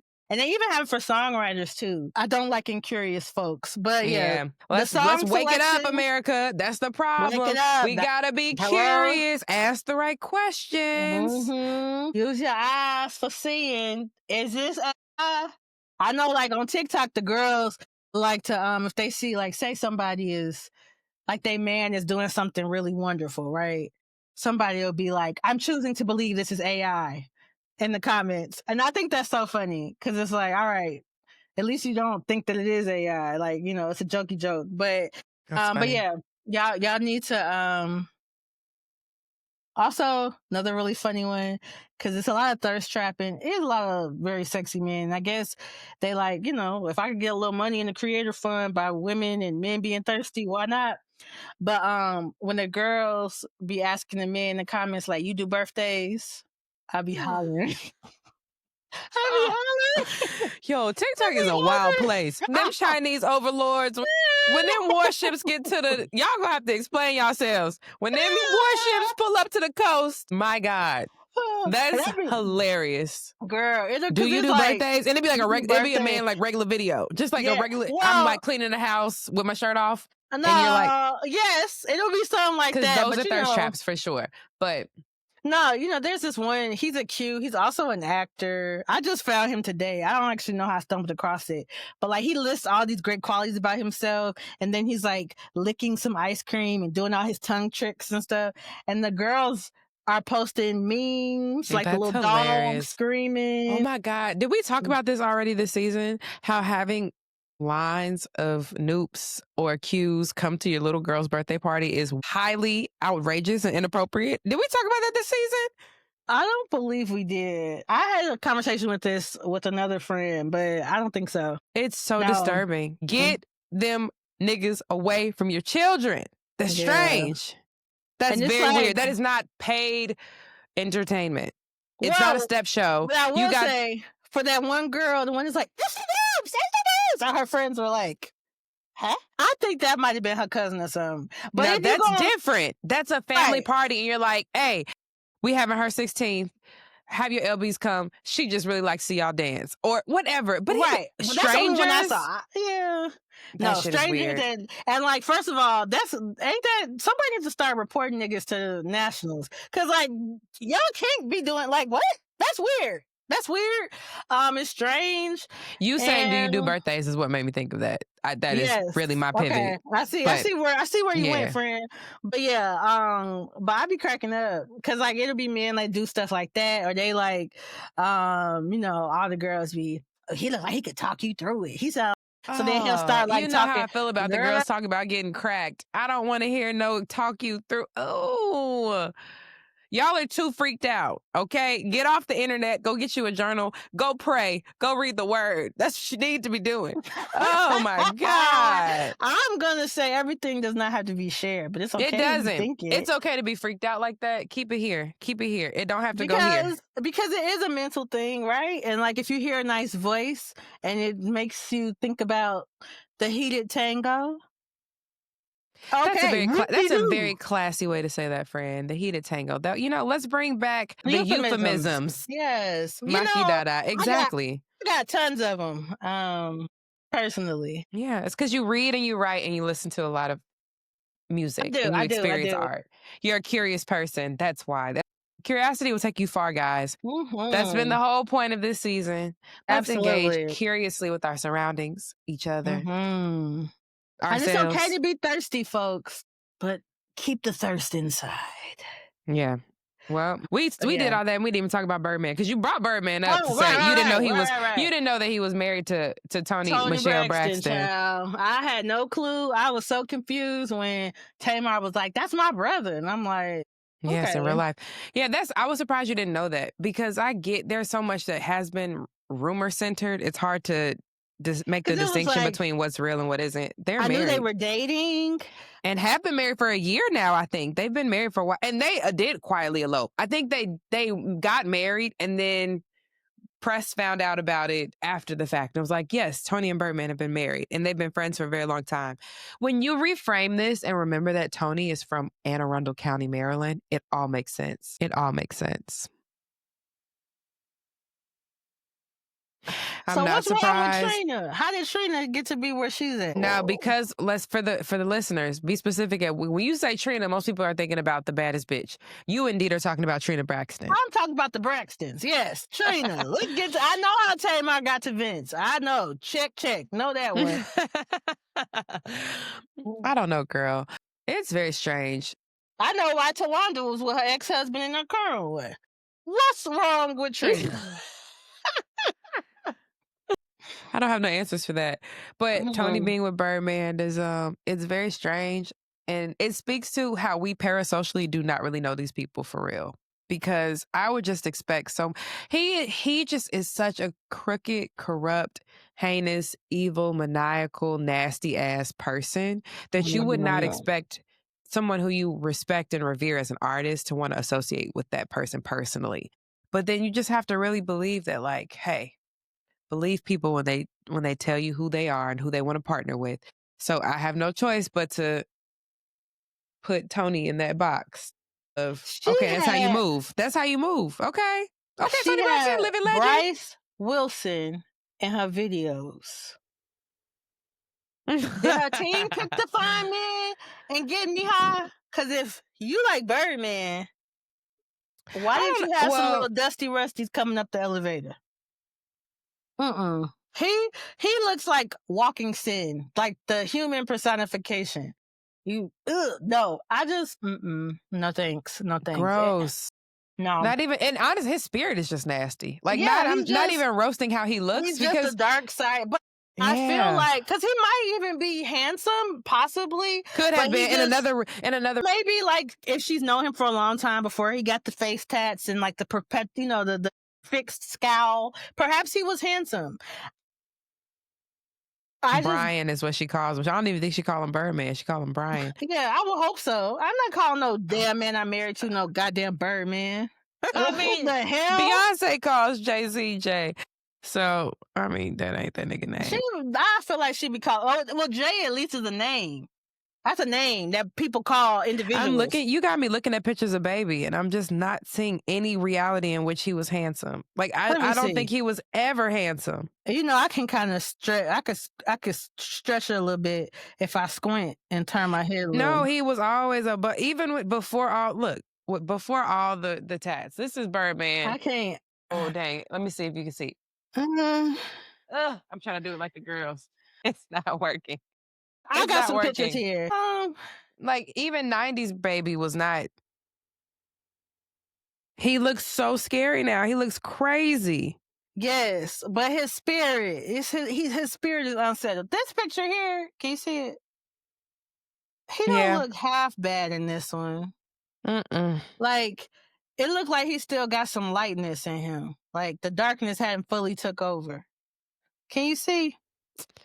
No, I saw it. Yeah, I see what you're talking about. It's that one. He had like a little twinkle in his eye. It looked like he might have been happy, like as a child once or something. Girl, them outside of Baltimore County girls. Okay, Tony, that's your type, girl. Kind of, whatever. Well, God bless. I was taken aback, genuinely, because I knew she was like dating him and all that stuff, but I did not know that they got married, and so I was really confused. Why Tamar was on stage with Cash Money at the Verzuz. Actually, I just was confused when she was like, "That's my brother." Like, because I thought they had broke up. Like, I try to like dismiss things about greats I don't want to hear. So, perhaps he's got a ding-a-ling made of gold, Oh, right. But at her big, and this is the thing, at that big age, I would hope that is not the preeminent deciding factor as to who you align yourself with in this lifetime. We have got to be more mature and reasonable and responsible than that. I agree. That's crazy. Especially a bitch who done been bankrupt 3-4 times, got all these hardships, you got lupus, you got stuff that's going on in your actual body and life and your health, and you need somebody who you trust to talk to the doctors on your behalf. She got a team for that. I'm just trying to figure out what purpose, what value does he add to her life? And that's the only thing I could think of, because I feel like he probably has to hide his money because of all the people that he stole. He owed money to, yeah. That's why Nicki Minaj going crazy on the internet, because Baby got your money, and you're mad at everybody but the man who actually, know he is the devil and might put a hit out on you like he did Lil Wayne. So I just allegedly, right. So yeah, you mad at Jay-Z and Rock Nation, and Baby sitting there done smoked up all your money, girl. Whatever. And that's disturbing. But yeah, good luck, Tony. Hopefully you're not. Hopefully you come to your him. senses. I just can't. Oh my God. Or maybe it's just rebellion.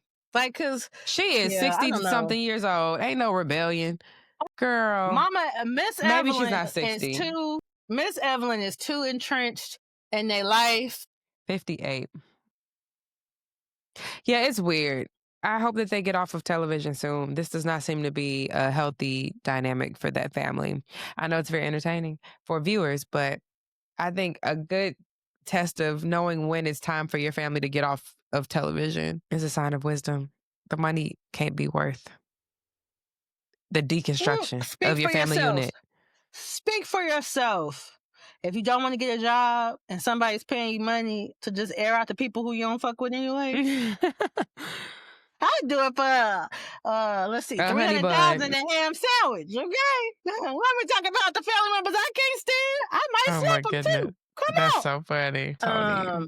Hey, so that is our last Woo Girl, what is going on? There has been clearly a long break. We could have talked about a lot more topics, many more topics, but we're going to give you the second part of the Mamas, part two. The Mamas. All right, we'll take it to the bridge. We will meet you on the other side. Holla. 5, 4.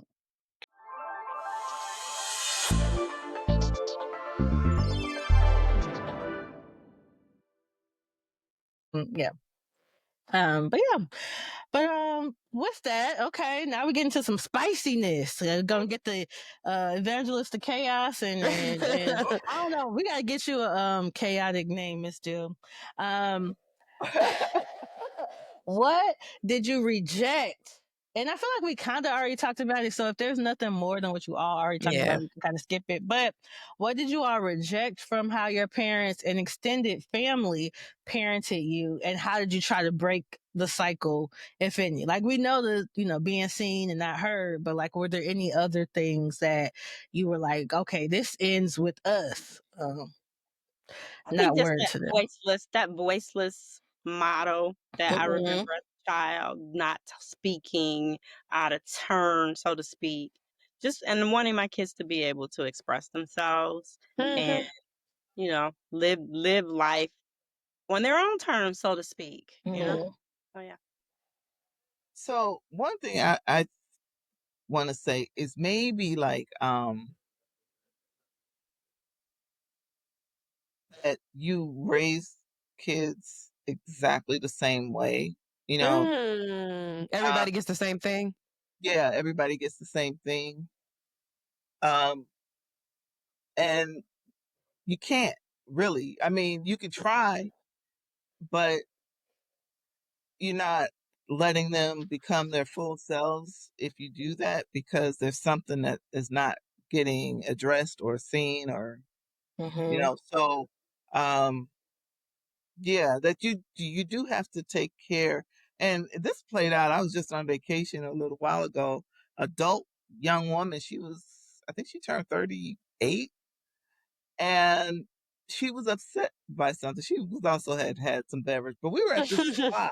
Like, I was with a couple of friends. We were at the spa. You never met a stranger. You probably don't even know who this woman is. No, she don't. You know that. Down, bumping them that lady probably sat down, bumping them gums to you, Don P. No, we were in a pool. We were in a spa. Like, it's a beautiful thing. I'll tell y'all about this after. Okay. But it's called the world spas for your chat. Okay. But it was this huge pool, strangers in this pool, but it's all these different mineral pools. Oh, cool. Based on regions around the world. That sounds wonderful. So we just happened to be in the largest one, which is sort of like a gathering spot, after you've done the different ones.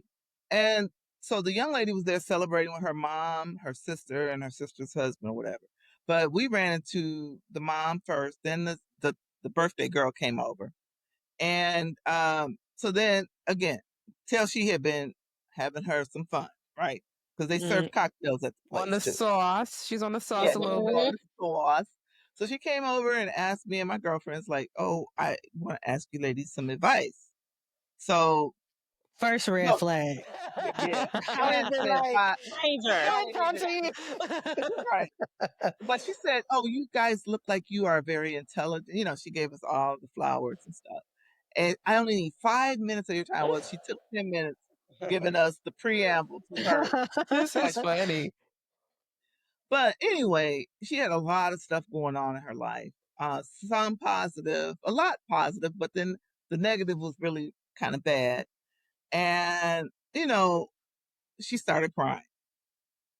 And so her mom was like, yeah, it was strangers. But her mom was like, stop crying. We didn't talk about this. She was just like, and, God has you, blah, blah, blah, blah. If you don't stop crying, I'm going to slap you. So we were like, okay, Mom, it's okay. It's her birthday. This is her party, right? So she can cry if she wants to. And she's like, she don't need to be crying. So the girl was like, I can cry if I want to, So then she ended up going to the other side of the pool. And when she had walked over there, her mother was talking to her. Well, she started talking to us and saying, we've talked about this. This is supposed to be a day of celebration or whatever. And I said, well, obviously it's still on her mind. And I said, and she's like, but, if something like this happened to me, I would do this, this, this. I said, I get you. I understand you. Because that would probably be how I would handle it. She's different Yeah. than you. And you can't treat her like she's you. And I had to learn that, and I had to have a kind of tough conversation with my mom about that, with how I was raising my kids. Everybody is not going to be the strong person or the this person or the that person, And so we just, again, we just have to kind of learn to evolve. And even with this conscious parenting, very different, Lorna, from what you and I did. Yeah. And we didn't beat our kids, but y'all got tapped, Yes. but it's different, and it's been a journey, but one that it's worth it for me, and I know it is for you too. Yes. I love I that. love being a grandma. Yeah, we know y'all like being grandmamas more than y'all like being mamas. That's y'all problem. Y'all had y'all time. Yeah, it's fine. It's fine. Y'all That's had because you your get to be a time. mom. It's not fine for me. I'm still a child. Where's my mama? I don't have no babies. I ain't got no husband. I need my mama. That's so real. I love that. I know. We already talked. I do want to give y'all a chance to answer this though. Mom already talked about it, but what would you say you have embraced instead? Like, so the values and practices that you inherited that you wanted to intentionally instill in your kids. I'm sure that's a lot of things, but if there's anything that stands out. So we just talked about generational differences that you wanted to rebel against and kind of break. But what, if anything, is one thing that you felt very intentional about making sure you cultivated with your children that your previous generation instilled in you? I think that the education, journey, you want the next generation to always go further than you went. And I think that's something that's just ingrained in the Black communities, that, that they want their children to do really well or to do better than they did. And it's always like building a tower. You want to keep giving that, Yeah. that Strong foundation. Yes, that next generation some energy to push further than what you made. And just thinking about how, going back to something you said, Alyzza, a long time ago, about University of North Carolina was, built by slaves, and how the bricks that they laid, you got to walk on those bricks. So it's like you always are mindful of the past and what they did to sort of encourage us and boost us up on their shoulders. And so it's like you always want to remember that. And so with that in mind, it's like, okay, I have to evolve, even with just parenting or conscious parenting, we have to evolve. And so that's something that I think that my mom passed on to me. Like, you might be able to raise your children similar to how I raised you, but then there has to be a difference, because they always say, oh, it's a different generation. These kids are different. So, you have to embrace the differences and allow your children to, again, I always say, be who you need to be, for the times. Don't worry about how people perceive you. Just stay true to your own, tenets of who you are and who you were raised to be. And so, again, going to church, religion, having a strong relationship with God, making sure that, that you have clear communication, clear values, and just not be in any gray areas in your life. Because one thing I can say unequivocally, that you're going to reap what you sow. And so sometimes you don't reap it, your children will get it. So I'm like, I'm going to treat Jump everybody. Yikes. I'm gonna treat everybody with respect and kindness and love. Yeah, I might have a few words with people, but out of love. I said the same thing. That's Yes, so out of love funny. because you don't want your You be children blessing people out, Miss Deal. yes, because you don't want your Oh, children to reap that. No, you're that is right. so funny. Oh my That God. is I true. love that. That is true. No, I echo the same things. Again, wanting more for my children than what I had. Not so much had, but just achieved. Yes. Um, and I used to tell them uh, you don't have to pay me back. You just have to, you know, be a good citizen. One, right? So that was always part of the deal because you have to be a contributing person to society. You Respect can't to just Allah. Respect to Allah. Yeah. you can't just be taken, right? And be the best that you can be. Now I had high expectations of them, and I tell them that I knew what they could accomplish, right? So it wasn't like they were unreasonable. They were reasonable, and I expected you to meet them. So as long as you're doing those things, then whatever I can do for you, I will do, right? Right. So, but there's no deal where you necessarily have to pay me back. Yeah. Um, but one of the things that I tried and I did incorporate into their lives was just giving them experiences, right? And again, like sometimes we were on the bus before my mom started driving, sometimes we were in the car. Sometimes it was even with my dad when he was still, part of the family. But we went places, we did things, like you said, taking them to restaurants and learning how to behave in a restaurant. We took my mom took us to the rodeo when it used to be in the back of the yards. Oh, wow. The black Yep. rodeo, yeah, used to come. Um, we would go to musicals, so I've taken my kids to musicals.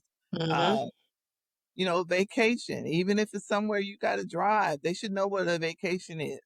And they should know that they should have a vacation, right? It now, it don't have to always be fancy, but it's a time for the family to relax away from the regular norms of life, Yeah. And so just trying to make sure that they understood that life is not just in a house, not just Right. in the Yeah. school, Yep. it's beyond. Yeah. Yeah.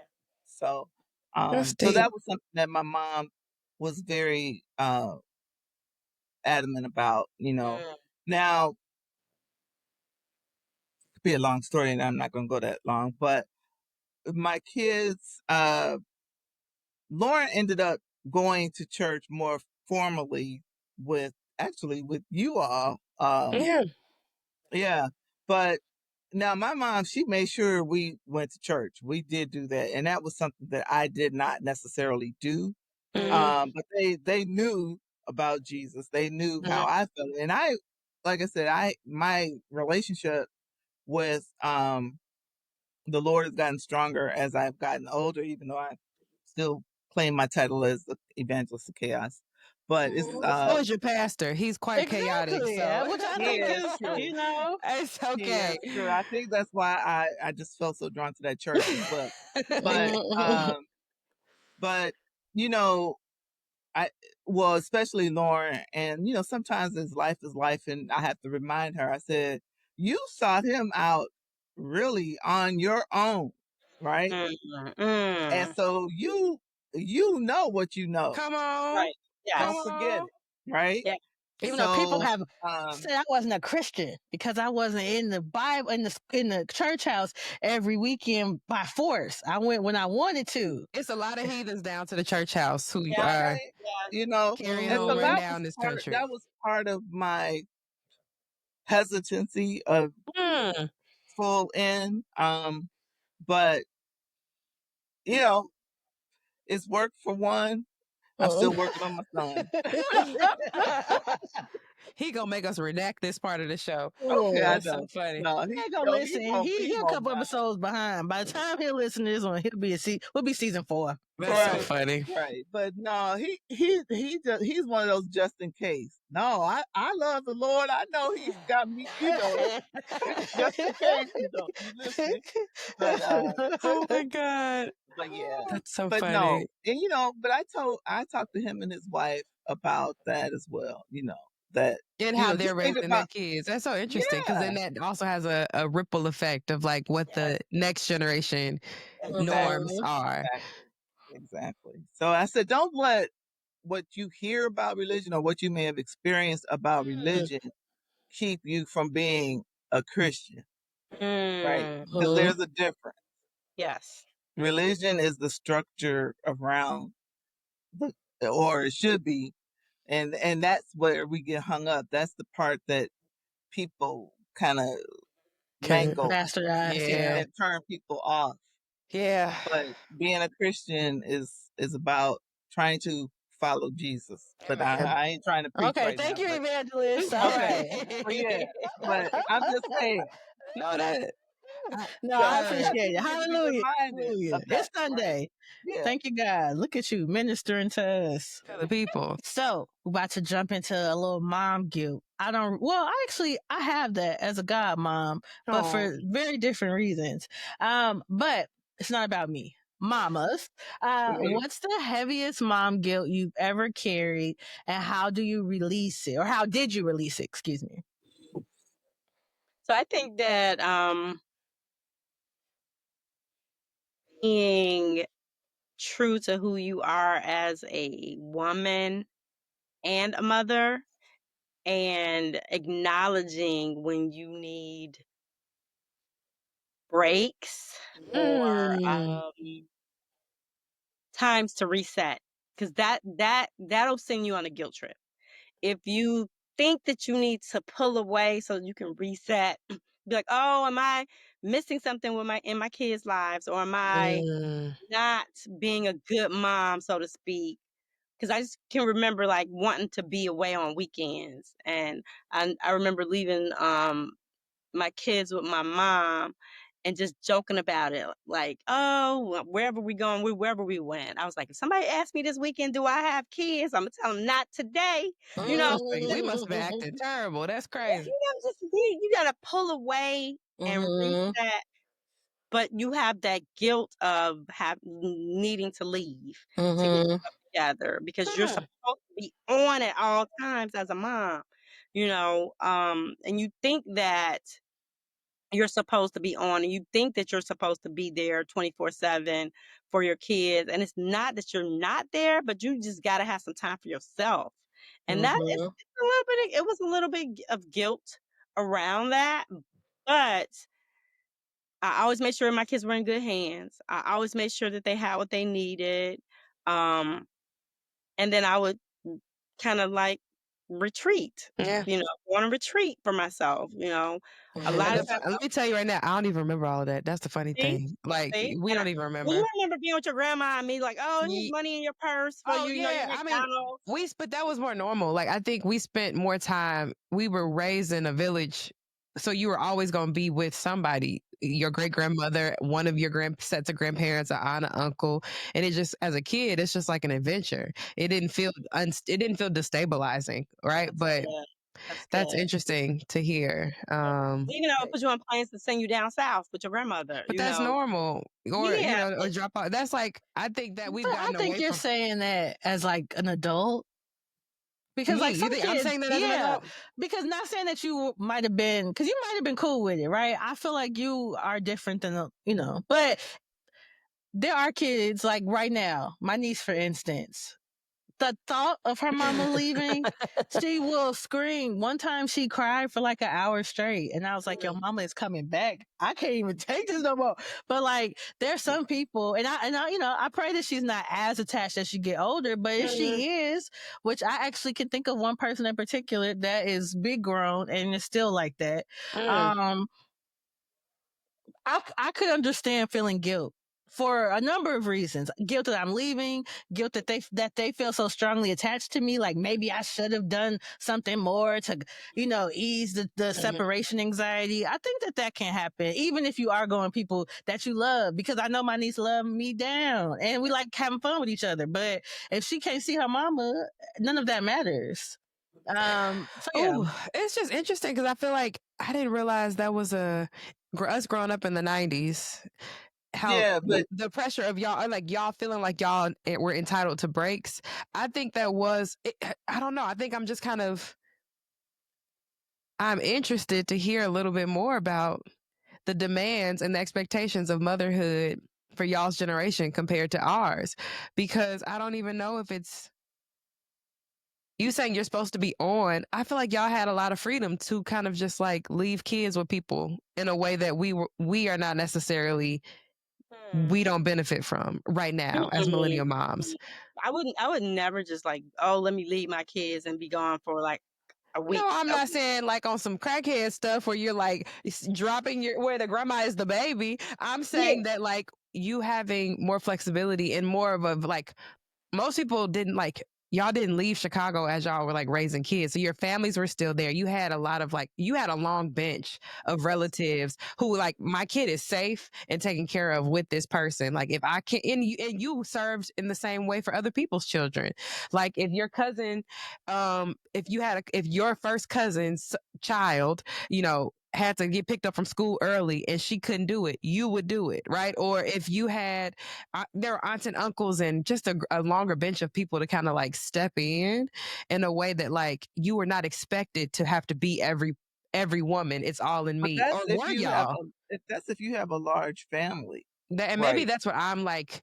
That's Unique. where I think the difference. Maybe Because that's I had it. to cultivate friendships. I mean, my mom helped me a lot, but I had to cultivate friendships where we reciprocated that. Yeah.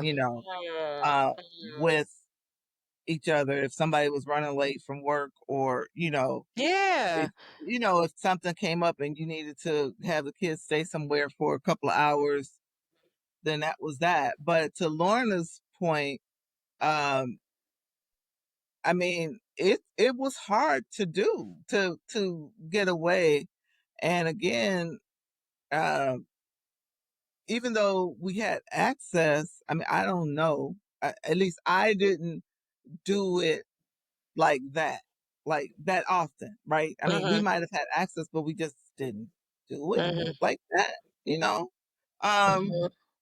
It had to be something major, and that was one of the reasons why, as I got older, I think I was in my early 40s, I was like, I'm taking at least one vacation every year, because I didn't do it that much.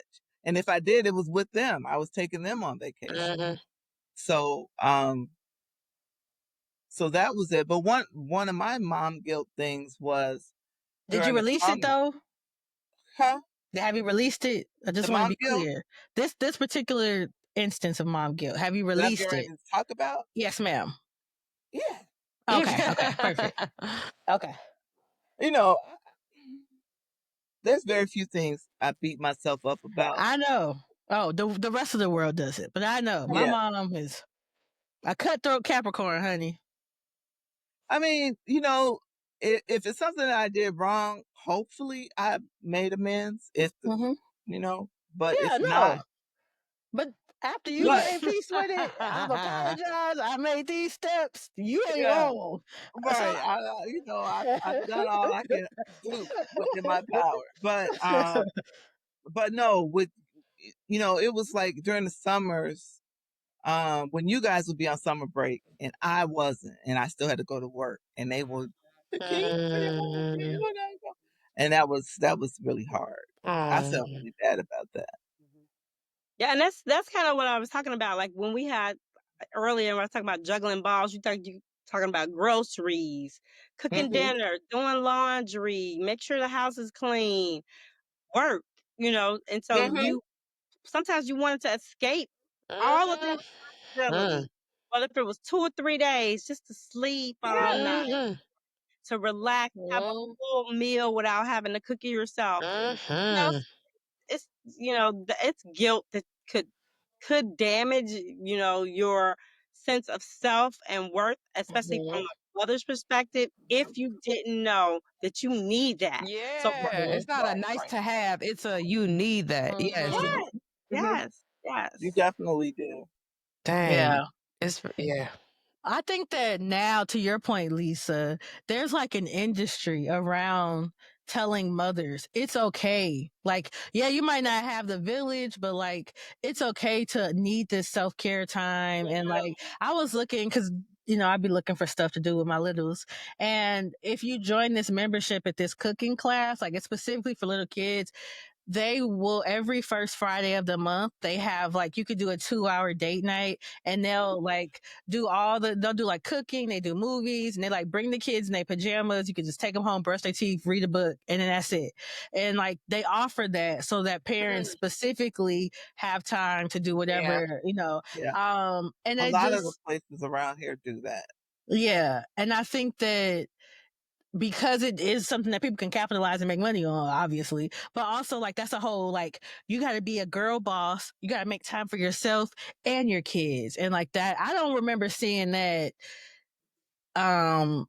watching them as adults, like grown-ups. Like, I remember, like, being with my mama, when she would sell her artwork at different parties. Or like, I remember like being there, like, we were always around in some form of capacity. And then when we weren't, I'd be mad because it's like, come on back, miss.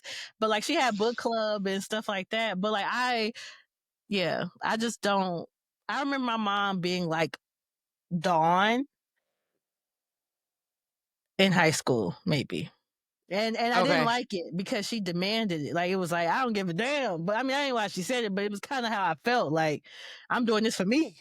Right. But at that point, y'all were very much self-sufficient and independent. Like, that's not the point. I want my mama. Oh my goodness, girl, you had your own life too. Mama need a life. Yeah, but once I come back from my life, I wanted to have my mama. Everybody want you home when they're home, but they be out until forever. Who's gonna be there to talk about the boys with me once I got back? It's a trade-off, man. Mama gotta have her life too. No, I definitely get it. I do. I feel bad. Sometimes that's a daughter guilt, a child guilt that I carry. I know I was hell sometimes. So I definitely run. But I guess that's the perfect next question. Are there things that you feel like you still carry shame over? I know the two of y'all mentioned like most things you've kind of reconciled, especially now that you have adult children. But is there anything that you have like you still kind of think back to and you're like, ooh, I still carry a little bit of that mom guilt? It could be a no. It could be a resounding no. I'm just curious. No guilt. No, mom. No. I mean, I've already look. Don't act like you don't know. Ma'am. That's hilarious. Don't act like you don't know. I already told you. I forgive it myself. I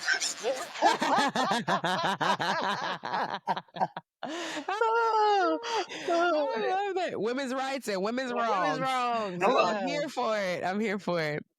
Oh man. Okay, well then they said no, girl. When we were the last two things before we let y'all ask us whatever you have. So I guess it's like a twofold. So I think I have myself written here twice. Yes. Oh, that's why I flipped it. You flipped it. Yeah. And I saw my name. That's why I started. But you can pick which one you want to answer maybe because we're getting short on time. Now, as of involved and devoted grandmothers, how do you maintain boundaries, right? With work, extended family, your own needs and mental health, like thinking about how you did that as moms versus grandmothers. So that's one. And then I think the other question my mom spoke to a little bit when mothering did feel like a job, like a bad one that you wanted to put in your 2 weeks notice and bounce. How did you survive those seasons? Right. So when things were really hard, how did you survive? So maybe y'all can pick which one of those questions you want to take if one speaks more to you. I think surviving mom guilt or like just needing not even just the guilt, but like when being a mama was just like, this is really hard and I'm over it. I would sleep. I would be like, I need a nap. You honestly, I have very core memories of like you being persistently like a sleepy boat. You were sleepy boots. Your bedtime was like 7 o'clock. Like you would go to bed and we would be up doing whatever you wanted to do. I would take a hot shower, put on me some fresh night jammies, my Victoria's Secret, and then I would go to bed. I'm going to bed. That is so funny. Let the chips fall where they made. That is hilarious. I'm going to bed, girl.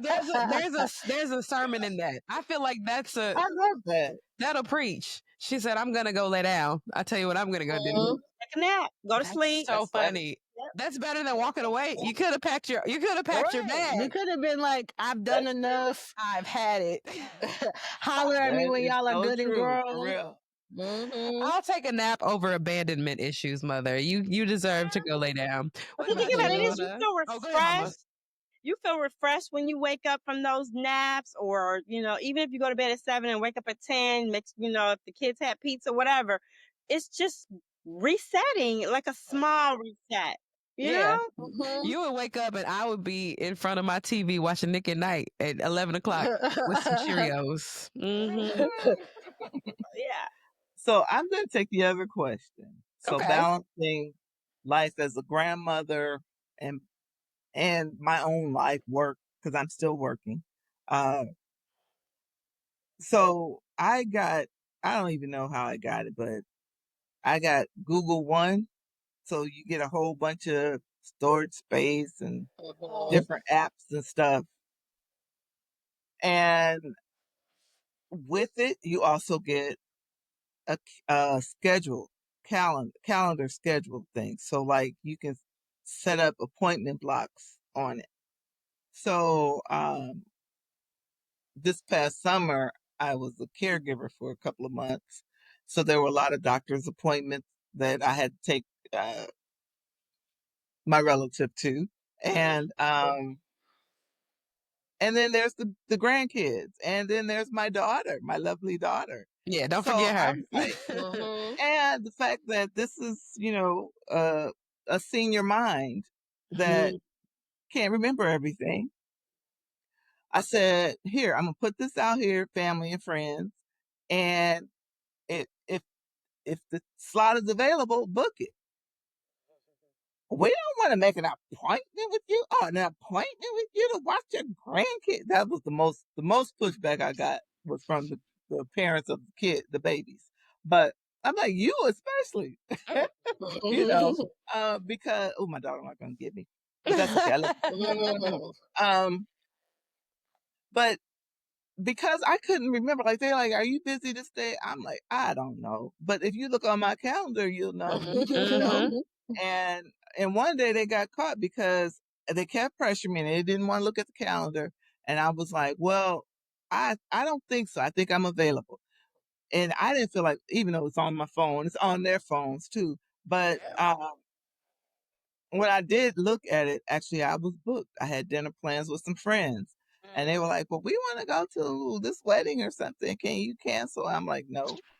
This has been on the book for months. And I mean, up until that day, they wanted me to cancel, but you got to have boundaries. Yes, right? That's real.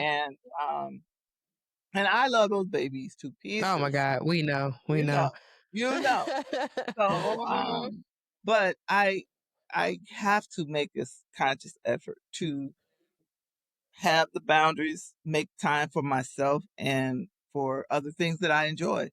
And that dinner with those particular friends, that particular set of friends, is we try to do it monthly, but life, and because we don't do it monthly, when we can get it on the books and nobody's canceled, I'm keeping it, and then I love to travel. So again, I'm going to be gone. Check the calendar. And I was thinking too, but they're getting more used to it now. Yeah, I like that because Alyzza and David will send me calendar invitations to do the same because senior mine, and I might want to stop at the Wawa's and get me a Coke on the way home and take my time. Right, So, right. yeah. That's your So, business. That is your business. yeah. Yes. But I also think too, though, and I just want to tie this up in a pretty little bow before we get too far, time to end. That I'm here supporting Alyzza while she's working on her PhD. I feel like it all is about, again, supporting our children to be what we didn't accomplish. Mhm. I'm all but dissertation. I'm ABD, Mm. but I didn't finish the process because I went overseas to work. But I want to make sure that I give her the support that she needs Mhm. with her family so that she won't stress out and have to, join the nap ministry more than I did. And so I feel, and it feels like an obligation to make sure that, as grandparents, Absolutely. we are there for those babies as a part of their village. So, Yeah. Yeah. I love that. I appreciate that. Sure. If it goes without saying Sure. publicly, thank you for all of the support that you provide, to your grandchildren. And Lord knows it does take a village to raise a mom, and it takes a village to raise these children. So I'm very grateful that y'all are all part of my kids' village. So Yeah. here's to y'all. Yes, thank y'all, and thanks, Mom, for standing in as a godmom when you lived in I Maryland. know. She was Isn't my it, Yeah. proxy. it was It was my amazing. pleasure. It You was know, so good. Yes, you she know my how I baddie. feel. Anybody that embraces my kids and love them, yes. I It's love. family. Yeah. Family. Y'all are It's family. just Chosen family. The best yeah. kind. Yep. Oh, I love that. Yeah. Heart. What's the kids do? Like, I what? think it's this. Oh wait, We no, they can't do even do that. it right. We can't even do it right. Is that what Gen Z does? Do they do it like No, they that? do. They do. They throw the rakes up or down. Oh Lord. Sorry. Okay. Anyway, so now it's time for us to flip the script. So, Yes. mamas, do y'all have some questions for us? It could be about mothering, it could be about adulting, it could be whatever y'all actually want to ask us. I'm open. Well, I'm open and ready. I was going to take my imaginary mic, which is also my gavel, but Yeah. Any observations y'all have about choices or generational norms, just for y'all to be able to bring things to the bridge so that we can foster some understanding between the boomers and the millennial. I kind of consider y'all Gen Xers. It If was I'm being weird. honest. They're not. They're squarely boomers. But it was weird But just they're hearing them like, call themselves senior citizens. I We're was on the like, whoa. cusp. they're Whoa. like, We're on the Y'all cusp. are cuspish. Y'all are cuspish. Yeah. Y'all would be like yes. We're because the I Y'all. think tail end. they're like the very first year or the very last year of boomers. Yeah, they are. So yeah, I consider y'all Gen X, but y'all do give booms, big booms sometimes. So Hey, I embrace it all. Yeah, you I contain the embrace it. multitude.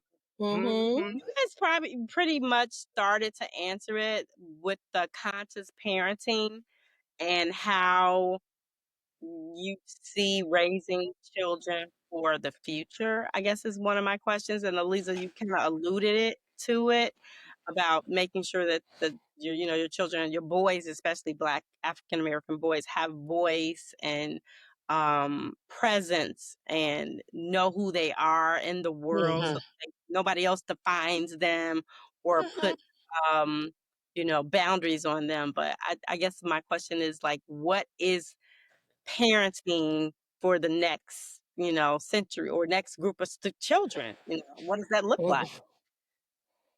Yeah, someone put it real plainly to me. Actually, another a family member in law or in love said to me in passing, they're like, "Yeah, y'all are having to raise dragons in this next generation of like what's expected of them," and I think that there is a lot of novel approaches to how we're going to creatively have to parent these children because we're parenting them for a future I don't think have even wrapped our minds completely around. Like things are changing exponentially, right? With the introduction even of just like technology. What'd you say, Betty? Minute by minute.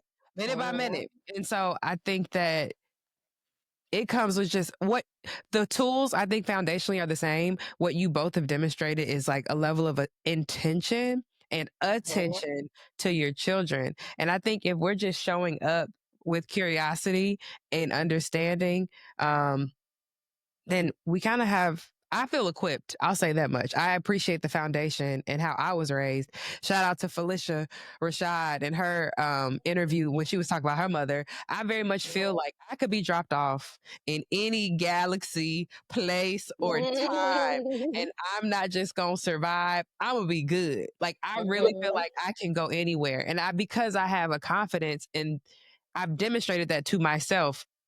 I've not gone to the galaxy far beyond, but I've been to some really wild places, and I have at every step felt confident and comfortable and left whole with and been able to do what I was supposed to do.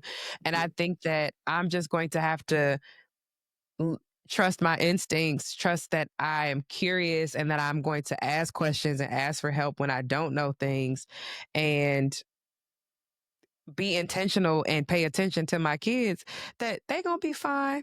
They not gonna be hooked up to no plows. And that's just gonna take, like I said, some novel approaches to like be comfortable knowing that my parents and my grandparents are not always gonna understand, or those generations are not always gonna understand or even agree with what I'm doing. And I have to not take that as like, I don't take it as like a slight. I honestly don't be paying y'all no mind most of the time when y'all be like, "What you doing?" I'm like, okay, okay, girl, you." And I'm gonna do what I'm gonna do anyway, right? So there's a little bit, I think, of just like confidence that you've instilled that I have to also apply in that same direction, like with y'all. Okay, I'm confident in who the children that God has like entrusted me to be a steward with, and I'm gonna raise them the way I know and I believe I'm supposed to raise them. And yeah, that's just been kind of, we gonna see how this all plays out. Stay tuned. I think. TBD. Yes, But, Lord. yeah. Good question.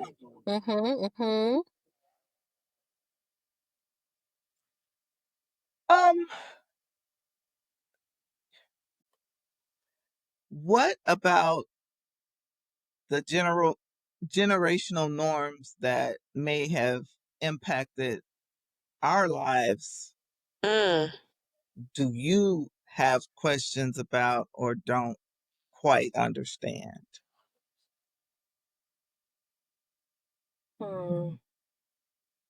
Well,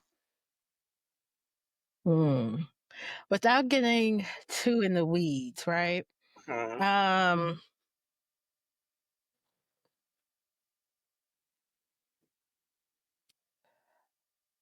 like, okay, I do understand it. I'm seeing your full, like, obviously, like, I know I was a child, like, you weren't gonna be the Dawn that I know you to be now as a grown woman, but like there was a time period where I just knew you as my mom. Like you were just mom. Like I didn't know who you were as a person. Like, and I know like a part of that is because, you know, of the relationship that you have with my father, and like you all weren't really vibing. And so like, though you weren't in the nap ministry per se, like you were in the book ministry. And like, I just remember like you always read books, and I kind of remembered you like if you weren't on, like my mama was, she's created a group. She was my troop leader. It was like 3 of us in the Girl Scout troop. She sold my cookies for me. So like my mom was like a mom, but as a person, like I feel like all the children I have around me, like now they're still kind of young, but as I want them to know that I have interest, and like other than just being someone that loves you deeply, I'm still a person that likes to do random things, or like, you know, it always cracks me up when my nephew realizes I know a song from a movie he likes, and he's like, "How do you know this?" And I'm like, "Well, aside from the fact that you play it 24/7, this song was out before you were even thought of. So like I like the song, not just the movie." But yeah, so I guess I did not understand how you all did not, well, I guess for my mom, like carve out the space to show, and you did it until you actually divorced my dad. Like I remember that was something that I couldn't understand. He was like, "This is gonna help me be a better me, and by fact, I'll also be a better mother." I did not get it. It's like, what? But I get it now, but I just kind of wish I could have saw more of that when I was younger, and I didn't understand that because you No. didn't choose it until you got older. But like as an adult, I get it. But like, yeah, that's something that I think if I become a mom, I would want them to know like your mama likes looking at the stars and she's in an astronomy class. And sometimes you're gonna have to go there with her if your grandma can't visit, like babysit. So I was just interested in that. So So yeah, I mean, yeah, there are a lot of reasons for that, right? But part of it I think was there was no time to be fully myself, right? Mhm. Because there was work, right? There Mhm. was, whatever activities you guys had That's that we fair. did after school or on Mhm. the weekends, right? So the time that I got to be me was very few and far between, right? Uh, Mhm. but that to me, that was a choice, sort of. Um, Mhm. Under different circumstances, it probably would not have had to been that way, Mhm. um, but yeah, it was just Yeah. there was not enough time for me Mhm. personally to Mhm. to be able to be my full self. And part of it was that my full self hadn't fully evolved yet at that time. That's fair. Mhm. Y'all had us Um, kind of young. That's true. Mhm. yeah, Yeah. that's what I'm Understand saying. that. Why I put that age thing on, because like, I couldn't imagine being 33 years older than my child, right? Because Mhm. that was the difference between me and my mom. Mm. But now I'm like, yeah, that's the right age, even though I enjoy being a younger mom, but Mhm. um but you just don't have enough time for your Yeah. full self to evolve when you have kids so early and when you haven't Yeah. lived independently, and been able Yeah. to make decisions just for you, right? Right. Not Mhm. considering somebody else, where it's impacting their life. You may consider, if it's your family, oh, what are they going to think? But, again, it's your life, Mhm. and not worrying about the impact on children. Um, so yeah, so it took some time, maturity, Mhm. and just time. I just didn't Okay. have it. Yeah. No, I definitely get it, which is why I said like I didn't want to go through the whole thing of how I got to that point because that's why I stay up late at night. Like if I feel like, oh, I did not have enough time to be Lauren today, I'm gonna stay up till however long so I can read my book. If I wanna do a puzzle, I wanna watch, a podcast or something, I'm gonna Yeah. do it because I felt like I did not. I was the worker bee. I was a podcast host, but I was just not able to be myself. Yeah. But I also recognize like I don't have anybody to like take up my time where I would feel like I had to compromise. Well, other than my family, and I do. I spend time with my family, but they know I will be by myself, reading my books or doing whatever, To frolicking, recharge. so that I can just feel like I had time to be me. Yeah. And so and that's very important to me now. But I don't know if I would have been like that at 25 when I was your age. When you Yeah. had us. So I Mhm. get it. I Yeah. love that. Well, ladies, I know that it's time for everybody to go lay down. Okay. So, in closing, did you all see us as mothers growing up? And what kind of mothers did you think we would be?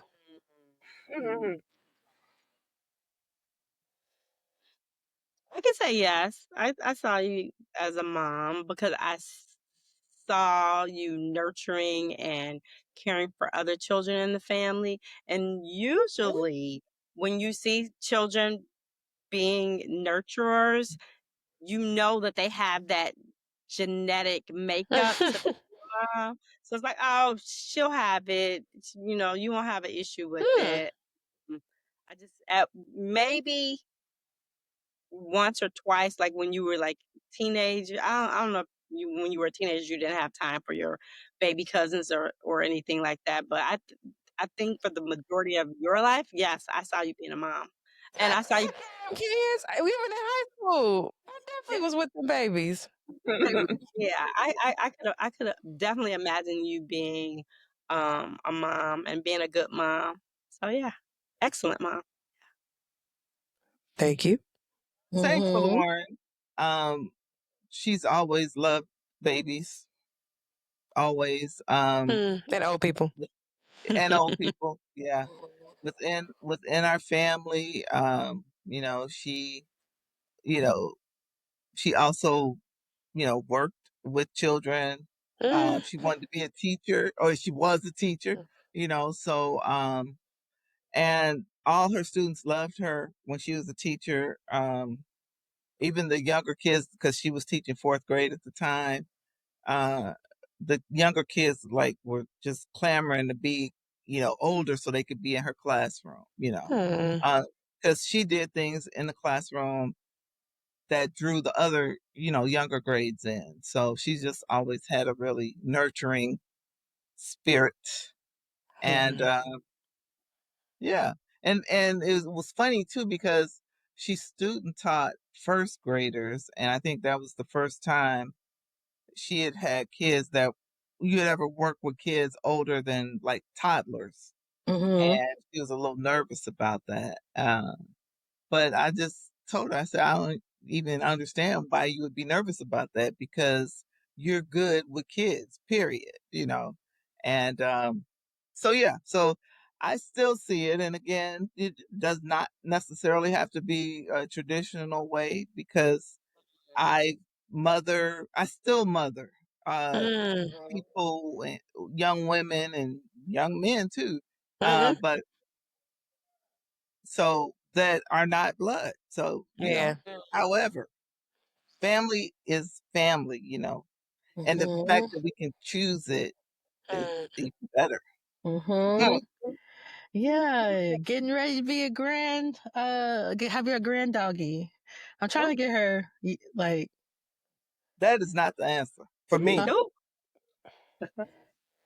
support me. Okay. Well, thank you guys for answering I'll that. recommend the dog kennel. I know you're gonna be babysitting. I'm putting it No, on the schedule. I'm gonna be like, no, All I right. need you to babysit my baby. All right. So for edit our that out. last, Edit the can out.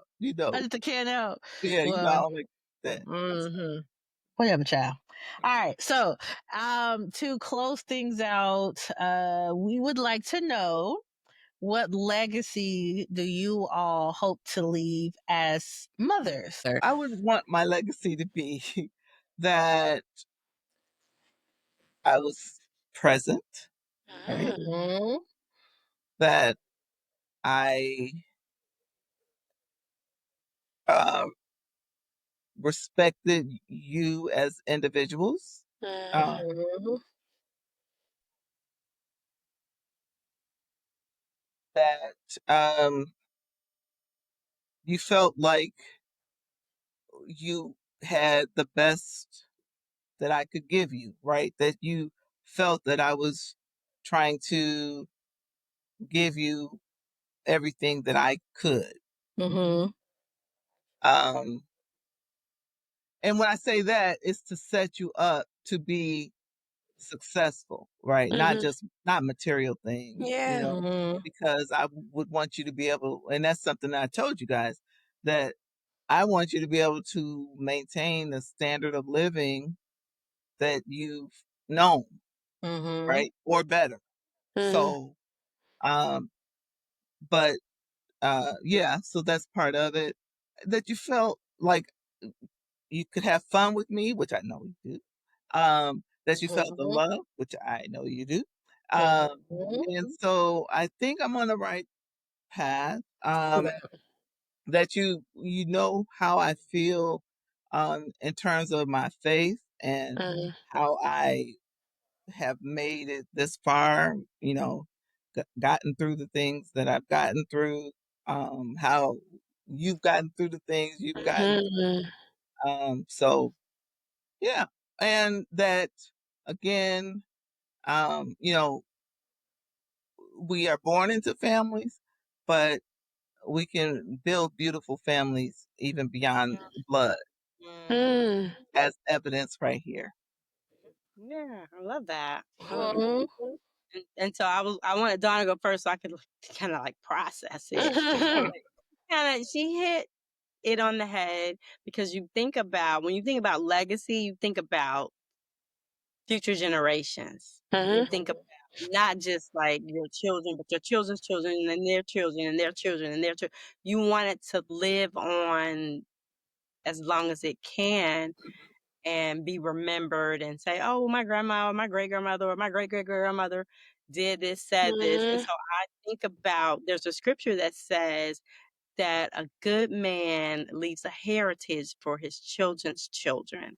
And so that heritage has to be not about money or finance. It's about character and faith and integrity. Yes, yes, yes. Honesty, things that can't be bought or sold. Yes. And just making sure that, similar to what Alyzza said, you can go anywhere and survive on who you were taught to be and who you were taught that you are and that the things you can do.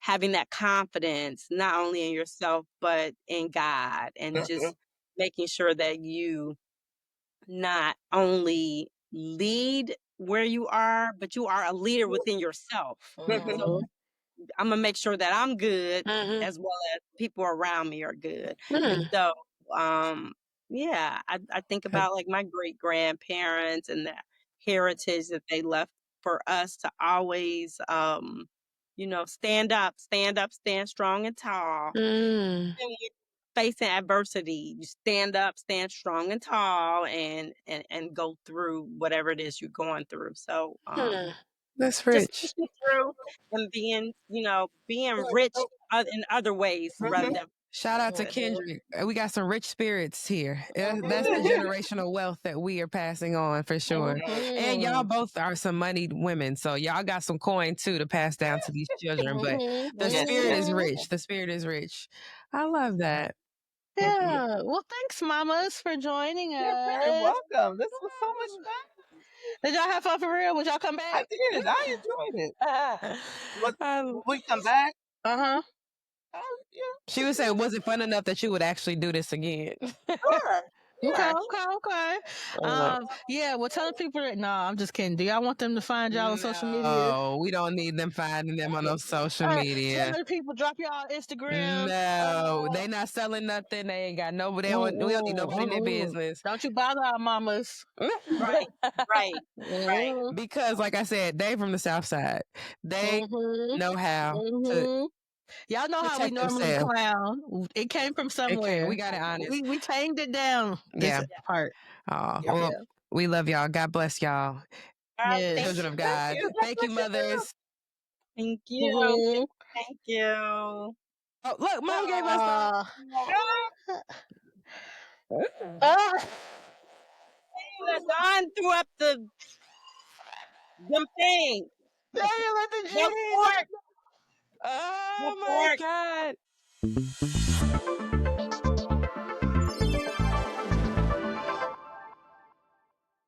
Welcome back. Whoop, whoop, whoop, whoop. Hello. Hello. We hope that you all enjoyed that last hour of our conversation with the mamas. It's been a long episode. I know this. It's been a long episode, but it's the last one. It's probably going to be shorter than the last episode. Yeah. So yeah, but shout out to them. It was very fun. They took it very seriously, and I appreciate them for that. Like we do with all the rest of our guests this season, this is your last chance because the season's over, and we about to send our questions to our esteemed guests. But if you have any questions for our mamas that do not incriminate us, do not ask. No, I'm just playing. Don't ask my mama. You can ask, but just keep it for motherly advice. Don't ask questions about us. You can ask us that if you want to. But yeah, shout out to them. Love them down. That was fun. I enjoyed them. So yeah. All right, friend. Well, we're gonna go ahead and skip to the end Oh, The final. This is the farewell. final farewell for season 2. Au revoir, friends. Au revoir. Arrivederci? Is that hello? Yeah. Yeah. No, that's bye. Arrivederci. Hasta luego. Mm. Well, friend, I just want to first say that I'm proud of us and what we accomplished this season. It wasn't easy, but I think that we managed to have fun. Yeah, for sure. And we trusted ourselves and did what we could to give our best offering. And I'm excited because we have more ideas. We're still excited. It doesn't feel like a chore. Yeah. And I can't believe, like, I had a moment the other day, like, where I was just like, wow. I think it was when you told me you met some of the tribe out in the wild. And, like, I think shout out to you, whoever you were. If y'all see us, like, obviously some of y'all, like, are bestie boos. But please don't be weird. Like, we want pictures.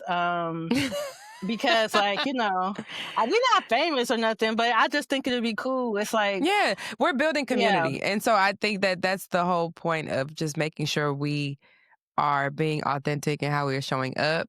And that means we also want to get to know and connect and understand how to better grow this community. Absolutely. And how to show up for ourselves and how to show up for us with each other. Right. So, yeah, there was a really sweet moment I had. Someone I saw at a conference was talking about the show, and I was like, oh my God, I didn't know you, like, nice. You're a listener? Okay. That's wonderful. Like, yeah, I think that's so cool. Like, really cool. And I remember when I went to my aunt's 80th birthday party, and I found out, I knew one of my cousins listened, but I found out that more did, and I was like, what? Wait. Ooh. That's funny. So yeah, I love that. Yeah, thanks for rocking with us. Hell yeah. Hell yeah. Hell yeah. But before we leave, last time we left, and I remember getting text messages like, okay, but now that y'all gone, like, what are we supposed to do? So, you know, we listen to potties. So we wanted to leave you with some of our faves as recommendations. So, you know, we'll tell you a little bit about at least the topic and then the name of the podcast so you can write it down, check it out.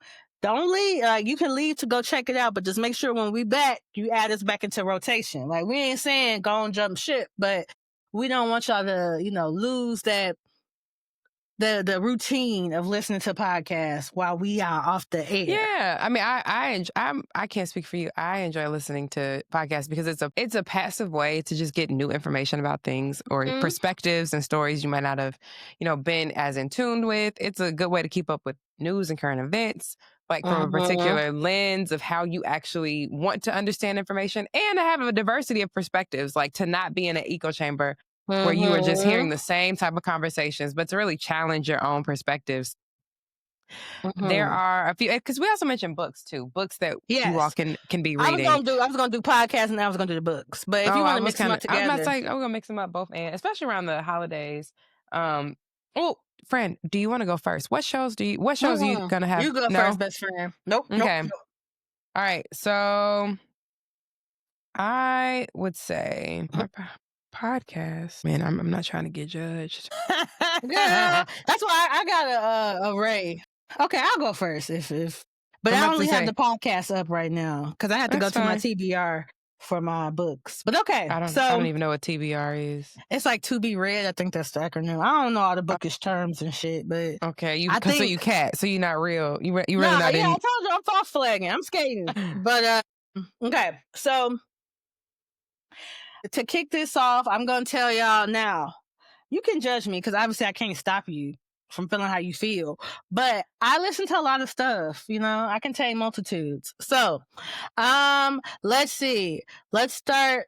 One of my favorites, which actually got me thinking, like we could do a podcast. Is Thanks for Asking. It's by Kale's podcast. Genghis Kales, I think on Instagram and Blue Sky. She basically is pop culture. Like, she just talks about a lot of different sports. Yeah, she's a big Eagles fan. I actually know stuff about the Eagles' performance other than the fact that they be fine and can sing. Other than Jalen being fine? Okay. There's a couple of them on that team that's kind of fine, though. But Lane Johnson is a bitch-ass trumper, so that kind of ruined it for him.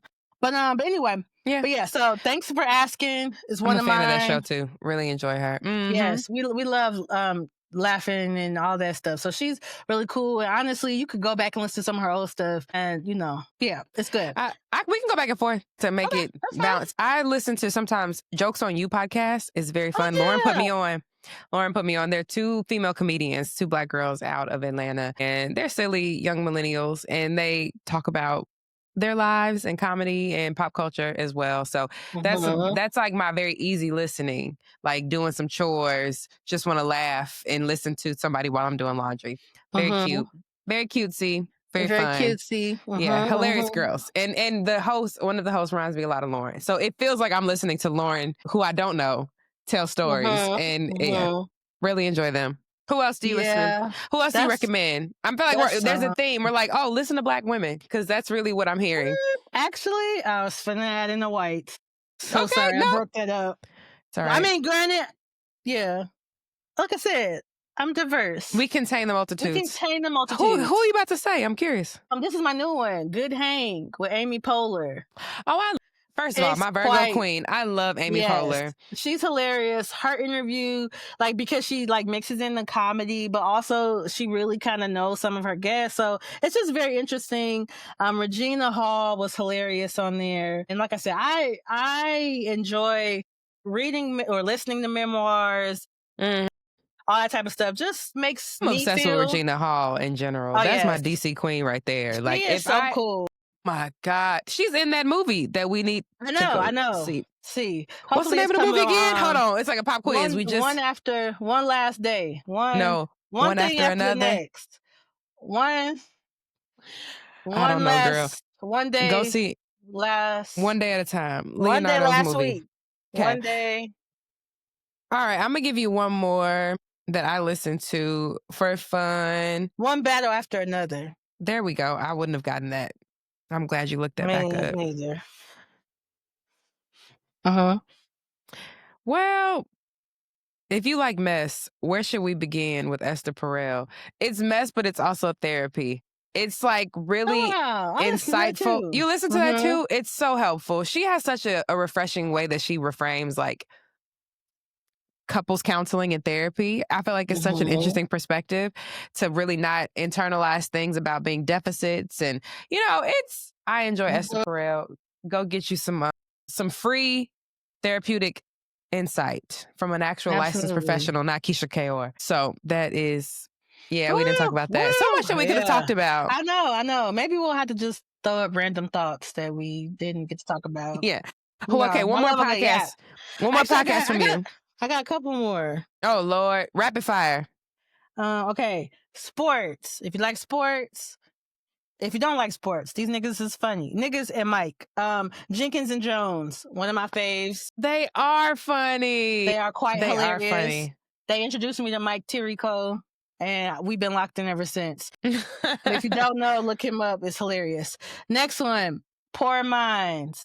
I don't really listen to I see the shorts on social media, but I've not listened to like a full podcast, but funny girls. They've been having a lot of like guests that I'm like, oh, I wonder what they talk to them about. Like, I thought it was like really interesting. Y'all would have them on the show, knowing like whatever. So yeah, I love Lex. She is also a Leo, Queen of August Leo. Her middle name starts with a P. I don't know. She's super funny to me. Science Verzuz. That's my last one. It's gonna uncover some truths that they said that it's no such thing as indica, sativa, all that is hogwash. I sent that Science to you. Versus. Let me get into this. I sent that to you like maybe a year ago or something. I see it. It's a Spotify podcast that produces it. Interesting. Yeah. So the weed one was like, I will listen to it just cause like they talk about like testosterone and like it's all different types of things. I'm a science girl. I'm into it. Yes, they're are using science to combat a lot of misinformation. Absolutely. Love But it. yeah, it was Love pretty it. cool. Yeah. So That's great. yeah, give it Love up, give it that. up. Shout out to us.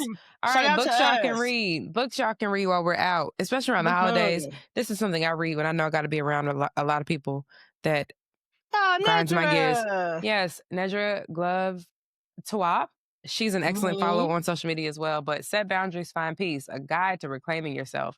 You got to be around family and friends who gonna work your nerves this holiday. Don't let them. You can have peace, friend. It is your birthright. You got to work for it, though.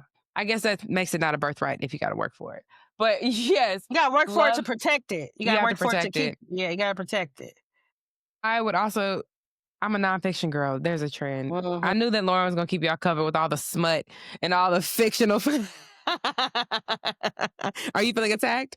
I would also. I read all types, not just smut. If you want to feel connected to your girl, this is a exceptional foundational text, Weathering, from Arlene Geronimus, The Extraordinary Stress of Ordinary Life in an Unjust Society. It is a seminal text to explain her weathering hypothesis, which is basically a matter of like racism stresses us at a molecular level. You are inheriting things that your great granny had to live through, and it means that your body biologically, as a Black woman, is probably older than what you're actually giving. So there are ways around that. There are ways to be critical of that and how we understand science and health and outcomes. So really love that. And then what we talked about today, y'all go give my good sis 107 days. I almost said 107th and Park, child. The Millennial Urge. Or listen to it. Because she actually narrates it. Really easy read, easy listen. And I'm actually going to go see Michelle Obama tomorrow for her book tour. This Looks book, I think we get a copy of the book with the tickets.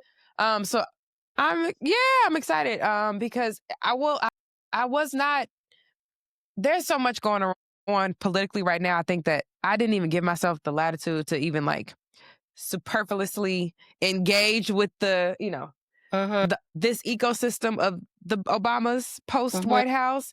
But I've enjoyed her on the circuit this book season. It's been interesting because I do think that there is some seriousness we can pay to style and beauty and how like the politics of it, especially as a Black woman. So I'm excited to hear her talk tomorrow. I'm excited to take a look and a read and see what she's talking about. Take a look.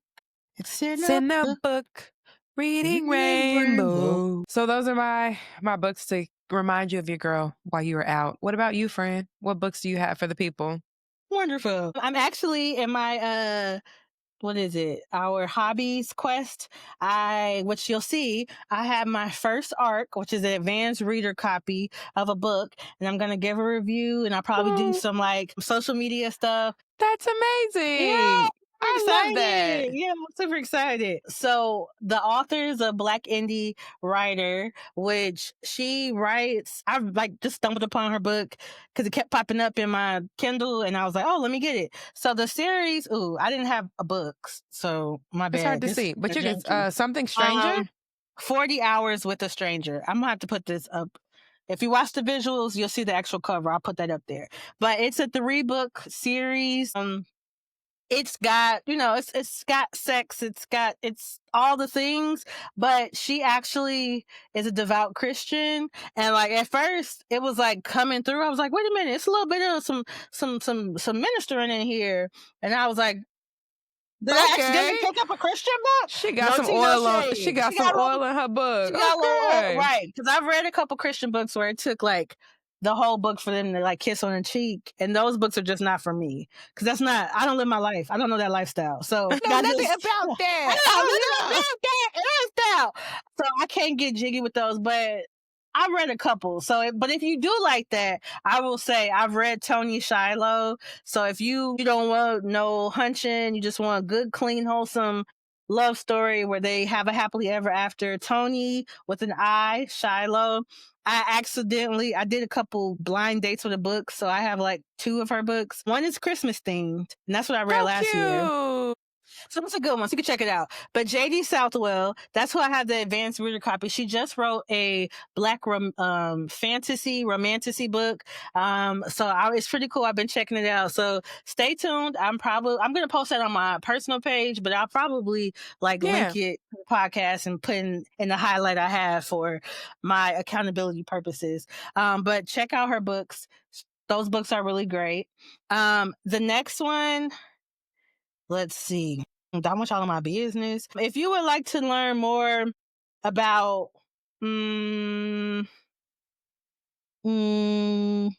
yeah, I'm not going to incriminate myself. Okay. So what I will say is that the next one, because it just had the cover release for the next book in the Hollywood Renaissance series from Kennedy Ryan, which I already talked about. It starts with the book Real. Then there's a novella that kind of like offshoots and talks about one of her friends in the book. And it's short, but it's good. And then now, I think May 19th, 2026, Score, which is the next book in that. Real has to do with film, Score has to do with music. Oh, cool. And so that's coming out. So reading the Real book and get the newest reprint, because it has a 7,500 epilogue, 2, I think, chapters. It's really good. The audiobook also won an Audie, which I think is one of the highest awards for audio books or whatever. So it's supposed to be really good. I haven't listened to it. Oh, yes, I did. I did listen to it. It was good. But yeah, so that's what I would recommend. And then if you have not already, I have a highlight on my personal page called The Baddie Bookworm. And those are all the books that I've read so far. I actually have quite a few that I'm going to be putting out in the next couple of weeks. I only put books on there that I've enjoyed. I add blurbs about what I enjoyed about it. But if there are any that you think you could be interested in, you have questions, just let me know. If you just want to chat about what you think about the book. You got me adding. I'm adding audiobooks right now. I'm like, oh, let me go ahead and bookmark this and bookmark Real by Kennedy. Okay, cool. Yes, Real by Kennedy is a contemporary mainstream writer. Yeah, no, I'm very familiar with her. Yeah. Some people love her. I enjoy her. I've enjoyed everything, but I started with a book that was specifically written with Black characters. I know that she has written books in the past where they have not all been Black, and that kind of some people did not love that because they want Black authors to kind of write about Black people all the time, which I kind of understand that, but I also understand the perspective of just wanting to write about whatever. So, yeah. But shout out to them. All right. Yeah. Cool. Y'all got a little bit of stuff to hold over. And what else, friend? What else do we have in the wrap up for the farewell? I was gonna say we could do a glimpse into our break, but y'all kind of already know. We don't know exactly when we're gonna be back, but we're not gonna be gone as long as we were, unless something happens. But God forbid. As long as the democracy still stands. Right. As long as I don't have to be outside in the streets being Katniss Everdeen, I'll be back on this mic soon. But yeah, I plan to. I think I'm gonna probably try to get my FOID card. Gonna restock some of my household protection arsenal for sure. God. Well, yeah, that's so funny. It made me immediately think of what to buy you for Christmas. God, that's hilarious. Yeah. So, but yeah, I think that's probably it. And just trying to get through this holiday season. Because I don't know. I'm trying to are people boycotting? Are we doing Christmas? Are we not? I'm seeing a lot of different things. Like the way this economy is set up, baby, I think we should all hold on to our coins, child. I'm a thrift. I've been thrifting books because I've been trying not to spend as much. And that's been kind of cool. That is cool. So maybe I'll do a thrifting Christmas or something. I've read that you're supposed to freeze books when you thrift them to make sure. I did not do that. To make sure what? If there are any bed bugs or creepy crawlies or things that you aren't supposed to be. Ooh, okay. Well, I didn't get it from a thrift store. There's a website called Thrift Books. Okay. And so I got it from there. So hopefully they did all of that. That's so interesting. I just remember when I saw it, I either read it or saw a demonstration of it. I was like, oh, that makes sense because things can actually live in paper for a very long time. But yes, you're doing all the right things. I'm probably going to do that. I got some books in my daddy's basement that's been there since I graduated college. I was saving them. I had like built a little library for my future children, but I would hate to have to throw all them books out. You can freeze them. There we go. Only a deep freezer for that. It's like a duffel bag full of books. Oh man, our break. I'm going to next time when we're back, I will have presented my dissertation defense. I know. I'll be all but dissertation on the other end of that. So I have a preliminary oral for my proposal. So it's them actually voting whether they believe you are capable of doing independent research now for your dissertation based on what you've demonstrated and said you're going to do. If they think it's feasible, if they think you have the scholarly chops and wisdom. So that's what I'm going to be doing. I'm going to be working so I can be out of school. I am tired. This Black girl is done. Ain't no more degrees after this. If I say I'm going back to school, I'm not going. I had a bad joke. I'm not going to say what I was going to say. But if I say I'm going back to school, cut off my internet. Don't listen to me. But that's what I'm going to be doing. Being a mom, being a wife, taking care of myself, my family, my people, being in community. Well, actually, that's a good segue for me for the PS, if we're at that point. Yeah, I couldn't move what I was going to say to the end. Yeah, that's fine. Okay. My last PS are please stop or please start, which is a linchpin from the whole season 1 and 2. It's our moment of clarity. And my petition this week is to please start being neighborly, speaking to your neighbors, being in community. I really do feel like that is what is going to sustain us in this very dark and trying season. There's such an attack on vulnerable communities and populations right now that we see if there was not power in our collective action, then they would not be threatening us. And we can see that power when we don't look out for each other and take care of each other. So my please start this week is inspired by my neighbors just on my block. I have a very diverse block in terms of age. There are people I live in a Black neighborhood. There are elders on my block who have been here for 50 plus years. There are new families with young children. There are middle-aged families with no children. It's really cool, right? Like there's a nice gamut of representation on my street. And some of the elders this Halloween, they came over and they said, we're not going to participate in Halloween this year, but I know you have little ones and we just wanted to make sure that your babies had candy. And so here is some candy to make sure that, we just want y'all to be good. And he's such a sweet boy. Here's some candy. And that saved me having to go buy Halloween candy because they gave us bags. They were like, I don't want no kids ringing my doorbell this year. Me and my sister going to be in the house and we just want a quiet evening. But here's some candy for y'all if y'all want to give it to the kids in the neighborhood. So that was their ability to add value to the experience of children in our neighborhood, but still protect themselves and their peace and what they needed for their own physicality.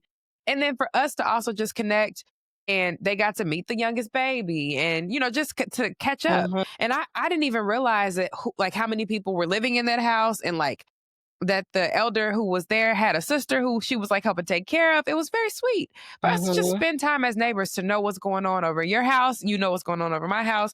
So we could see each other and look out for each other. Save me money, save me time. I did not have to run to Walmart and buy a bunch of candy to have out for the kids. And what that also provided was an opportunity for us to show our sons, our little ones, the value of community and how reciprocity is real and you take care of each other. Because the following week after he met them and saw them, he was on his scooter going up and down the block. And she didn't realize that my mom was behind him. He just got ahead of her. And the same neighbor came outside and was like, Dylan, are you out here by yourself? I got to make sure you're okay, son. And he said, yeah, I'm good. My grandma's right there. And that just made me feel so touched. And it was a beautiful moment because that's how we came up. The neighbors looked out for you. You know that they can check you, correct you, make sure you're where you're supposed to be. But to know that there are people on my block who are also looking out for my children to make sure they're safe and they're accounted for in these very crazy times where people are being yoked up off the street by the feds. And I got to use that as an example to talk to Dylan about the same way she looks out for you. You have to be a citizen and a neighbor and a young man and do the same for her. So if you ever see her and she looks like she needs help opening a car door or bringing groceries in from the house, or she looks like she needs help in some way that you are able to safely and responsibly provide, that is your job. And so that just was like the beauty of this platform that we're building is to create a continuity and a through line of how we can show up for each other. And I just think that all starts with saying hello to people in your neighborhood. And we've talked about that multiple times on this show, but it was just a very poetic punchline to end the season for me. Y'all go speak to the old ladies on your block. Be a blessing to somebody else. And they'll be a blessing to you. Reciprocity. We take care of each other. We are each other's harvest. Yes. Amen. Well, I'm going to add on to that, giving the political climate that we're in and the fact that Tinfoil hat. I don't think he won the election, but the current occupant at 1600 Pennsylvania has unleashed the military and those ICE agents on Americans. Yes. And also, undocumented individuals. As you all know, I live in the Chicagoland area, and we are a part of Operation Midway Blitz. So we are having to deal with the influx of ICE agents, National Guard, etc. It hit home to my neighborhood. My neighborhood, my community. If you heard about the story, there was a young woman who was shot at 7 times and hit 5. The ICE had reported that, she basically was in a part what they've been doing now to kind of alert the community. The ICE is around. They will follow the ICE cars and they will kind of barricade them in, and they honk their horns to let people know they being citizens, just community members. Yes. They being the community. They will go live when they see them. People are protesting, all those types of things. But there are people who are not tailgating them, but basically letting them know that they're not welcomed here, and they're also alerting the community, because if you're not aware, they're not driving around in law vehicles. They're driving around in regular little rental Chevys, cars. There was even a couple reportings here in Chicago of them pretending to be Uber drivers to trick people into their cars. Evil. That is so very, very that's evil. Kidnapping. What do you mean? That is kidnapping. We don't identify yourself, right? But nevertheless, they lied and said she sideswiped this car. They felt threatened, unsafe. They felt threatened. They said that she had an AR-15, and so they had to shoot her.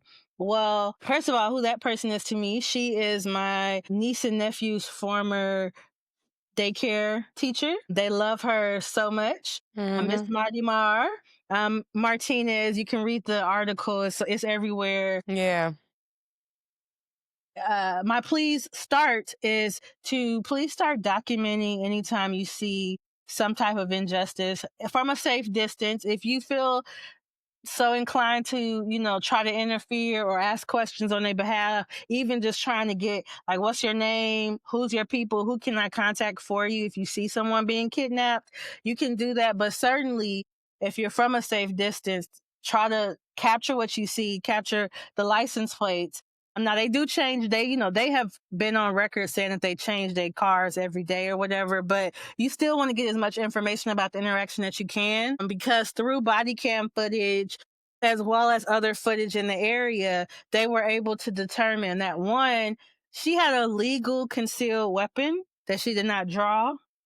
Nothing like that. They approached her vehicle. They yelled at her, basically was like, do something, bitch, and then shot her with AR-15s, and she was able to drive away to get to safety and ask them to call, basically get her some help, because she got hit. She was shot. She was shot 5 times. They shot her 7 times. She was not a threat to them. How they approached her, it was very clear on camera. Now, she was charged. They tried to charge her because there was another young man that was a part of this group that was kind of alerting and following them around, because they both I don't know if they're Hispanic or Latino, but because they identify, are, yeah, they are in this population of people that they are attacking, as well as Black, people.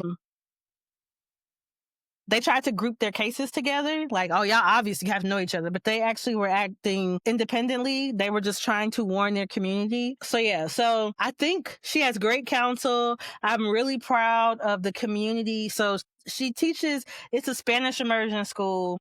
The kids, like all the teachers there are Spanish speaking. A lot of them, have a Hispanic or Latino background. It's an amazing school, but, quite a few, because it's a Montessori, the Spanish immersion. It is, you have to have a certain amount of wealth to get there. And there are a lot of white families that like kind of came together raising money for her. There's also a GoFundMe. I'm not sure if it's fully funded, so I'll add that to our link tree if you'd like to donate to her.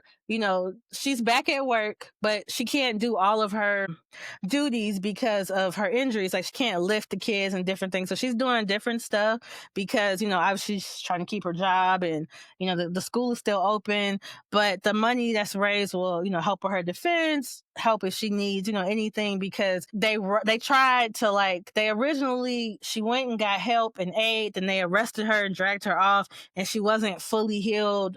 So then they brought her back after she had her arraignment, and she was able to get the treatment and then go home with her family. So the next hearing, I don't think is until next year, but it has severely changed. The parents have really stepped up. I'm very proud of the community of parents. My sister-in-law has, rightfully so, my sister, my brother, and many parents in the community. And they wrote letters to the judge, which also helped her get out. But they also showed up to the courthouse to let the government know, as well as the judge, that this woman, one, she's a daycare teacher. Like, yeah, she was protesting her own way. It wasn't illegal. Might have been a nuisance, but it wasn't illegal. Yeah. And she certainly did not have an AR. Like, they are actively putting out misinformation to justify the behavior that they had. But those families in that school are standing up for her. They're trying to, however they can, be a shield, because unfortunately she is a target. I'm sure they know where she works. So it is a very scary time, especially because it is a Spanish immersion school with all, native Spanish speakers. I would have that most of them are citizens or have some type of legal citizenship. I don't know for certain. The school is still open, but they've had to take on rather drastic protective measures. They had to cancel their Christmas program. So it's really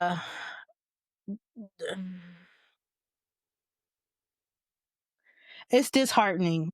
So I know I came in hot earlier and all of that stuff, but it's because we didn't have to be here. No, that's the thing. This did not have to be our reality. It didn't have to be this way. I hate that any children are suffering, but for children, someone who they love, that's been a pivotal part of their growth. And my niece and nephew had to, miss her or be sad. Cause I remember the first time I met her, my nephew, she came and scooped him up, and he ain't want nothing to do with us after that. And I'm like, so for her to be in danger, for her had to experience being shot with that heavy artillery. First of all, she's strong as fuck. So shout out to her. You can't keep a good bitch down. What Britney Spears or Miley Cyrus said. But look out for your people. My God. Like Alyzza said, but for real, if y'all see them on dirt, videotape. We have to take care of each other. We must do We are all we got, y'all. This is crazy. We got. And in the event that they really do start attacking all of the cities and not just specific pockets, because some people feel safe now. I got my papers, but I talked to a friend. You know how many citizens are now saying, ICE knew I was legal the whole time, and they had my ass locked up for 73 African-American days. Exactly. They don't care. And there's no retribution. And there's nothing that's going to happen to them in this administration, at least. We will see, child. We will see. Because if they might be federal, right? But the one guy that shot my niece and nephew's teacher, he he took the vehicle out of state So, they weren't able to inspect it to like do all of the investigation. And so now, he could be in trouble for that because he was not supposed to leave and he drove like to Maine. And, I don't know all what he did with the vehicle, but they are not, which is also why they were fighting against wearing the body cameras because they know they're not doing those things. And they're attacking every day. So if they make a mistake, if they hit a car, they hopping out with guns, and grabbing you because they hit you. Because they hit you and they don't want to have to fess up to it. And eventually you'll get released, but then you'll be traumatized. Day might be ruined. Car might be jacked up. Mm-hmm. It's going to cost you. It's going to cost you. Lord. Take care of your people. Prayers to that incredibly strong and brave woman.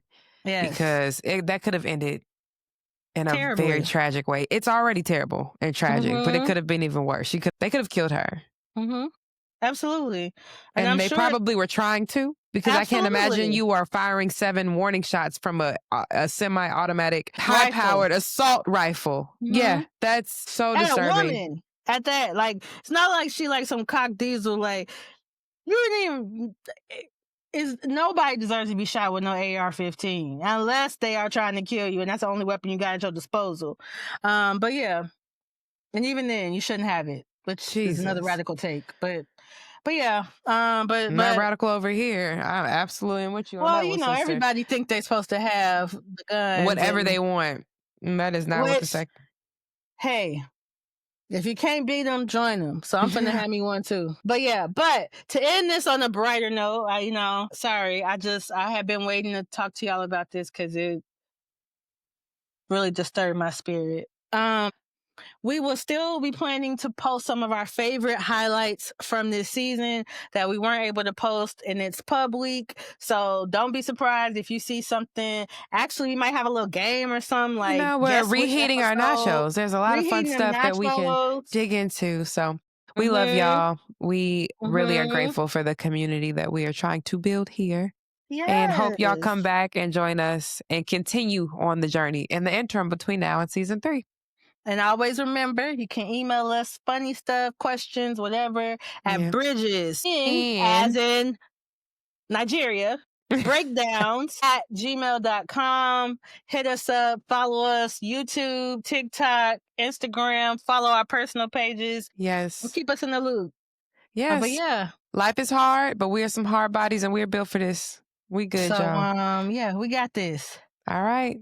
Holla. Purr, purr, purr, purr. Boom.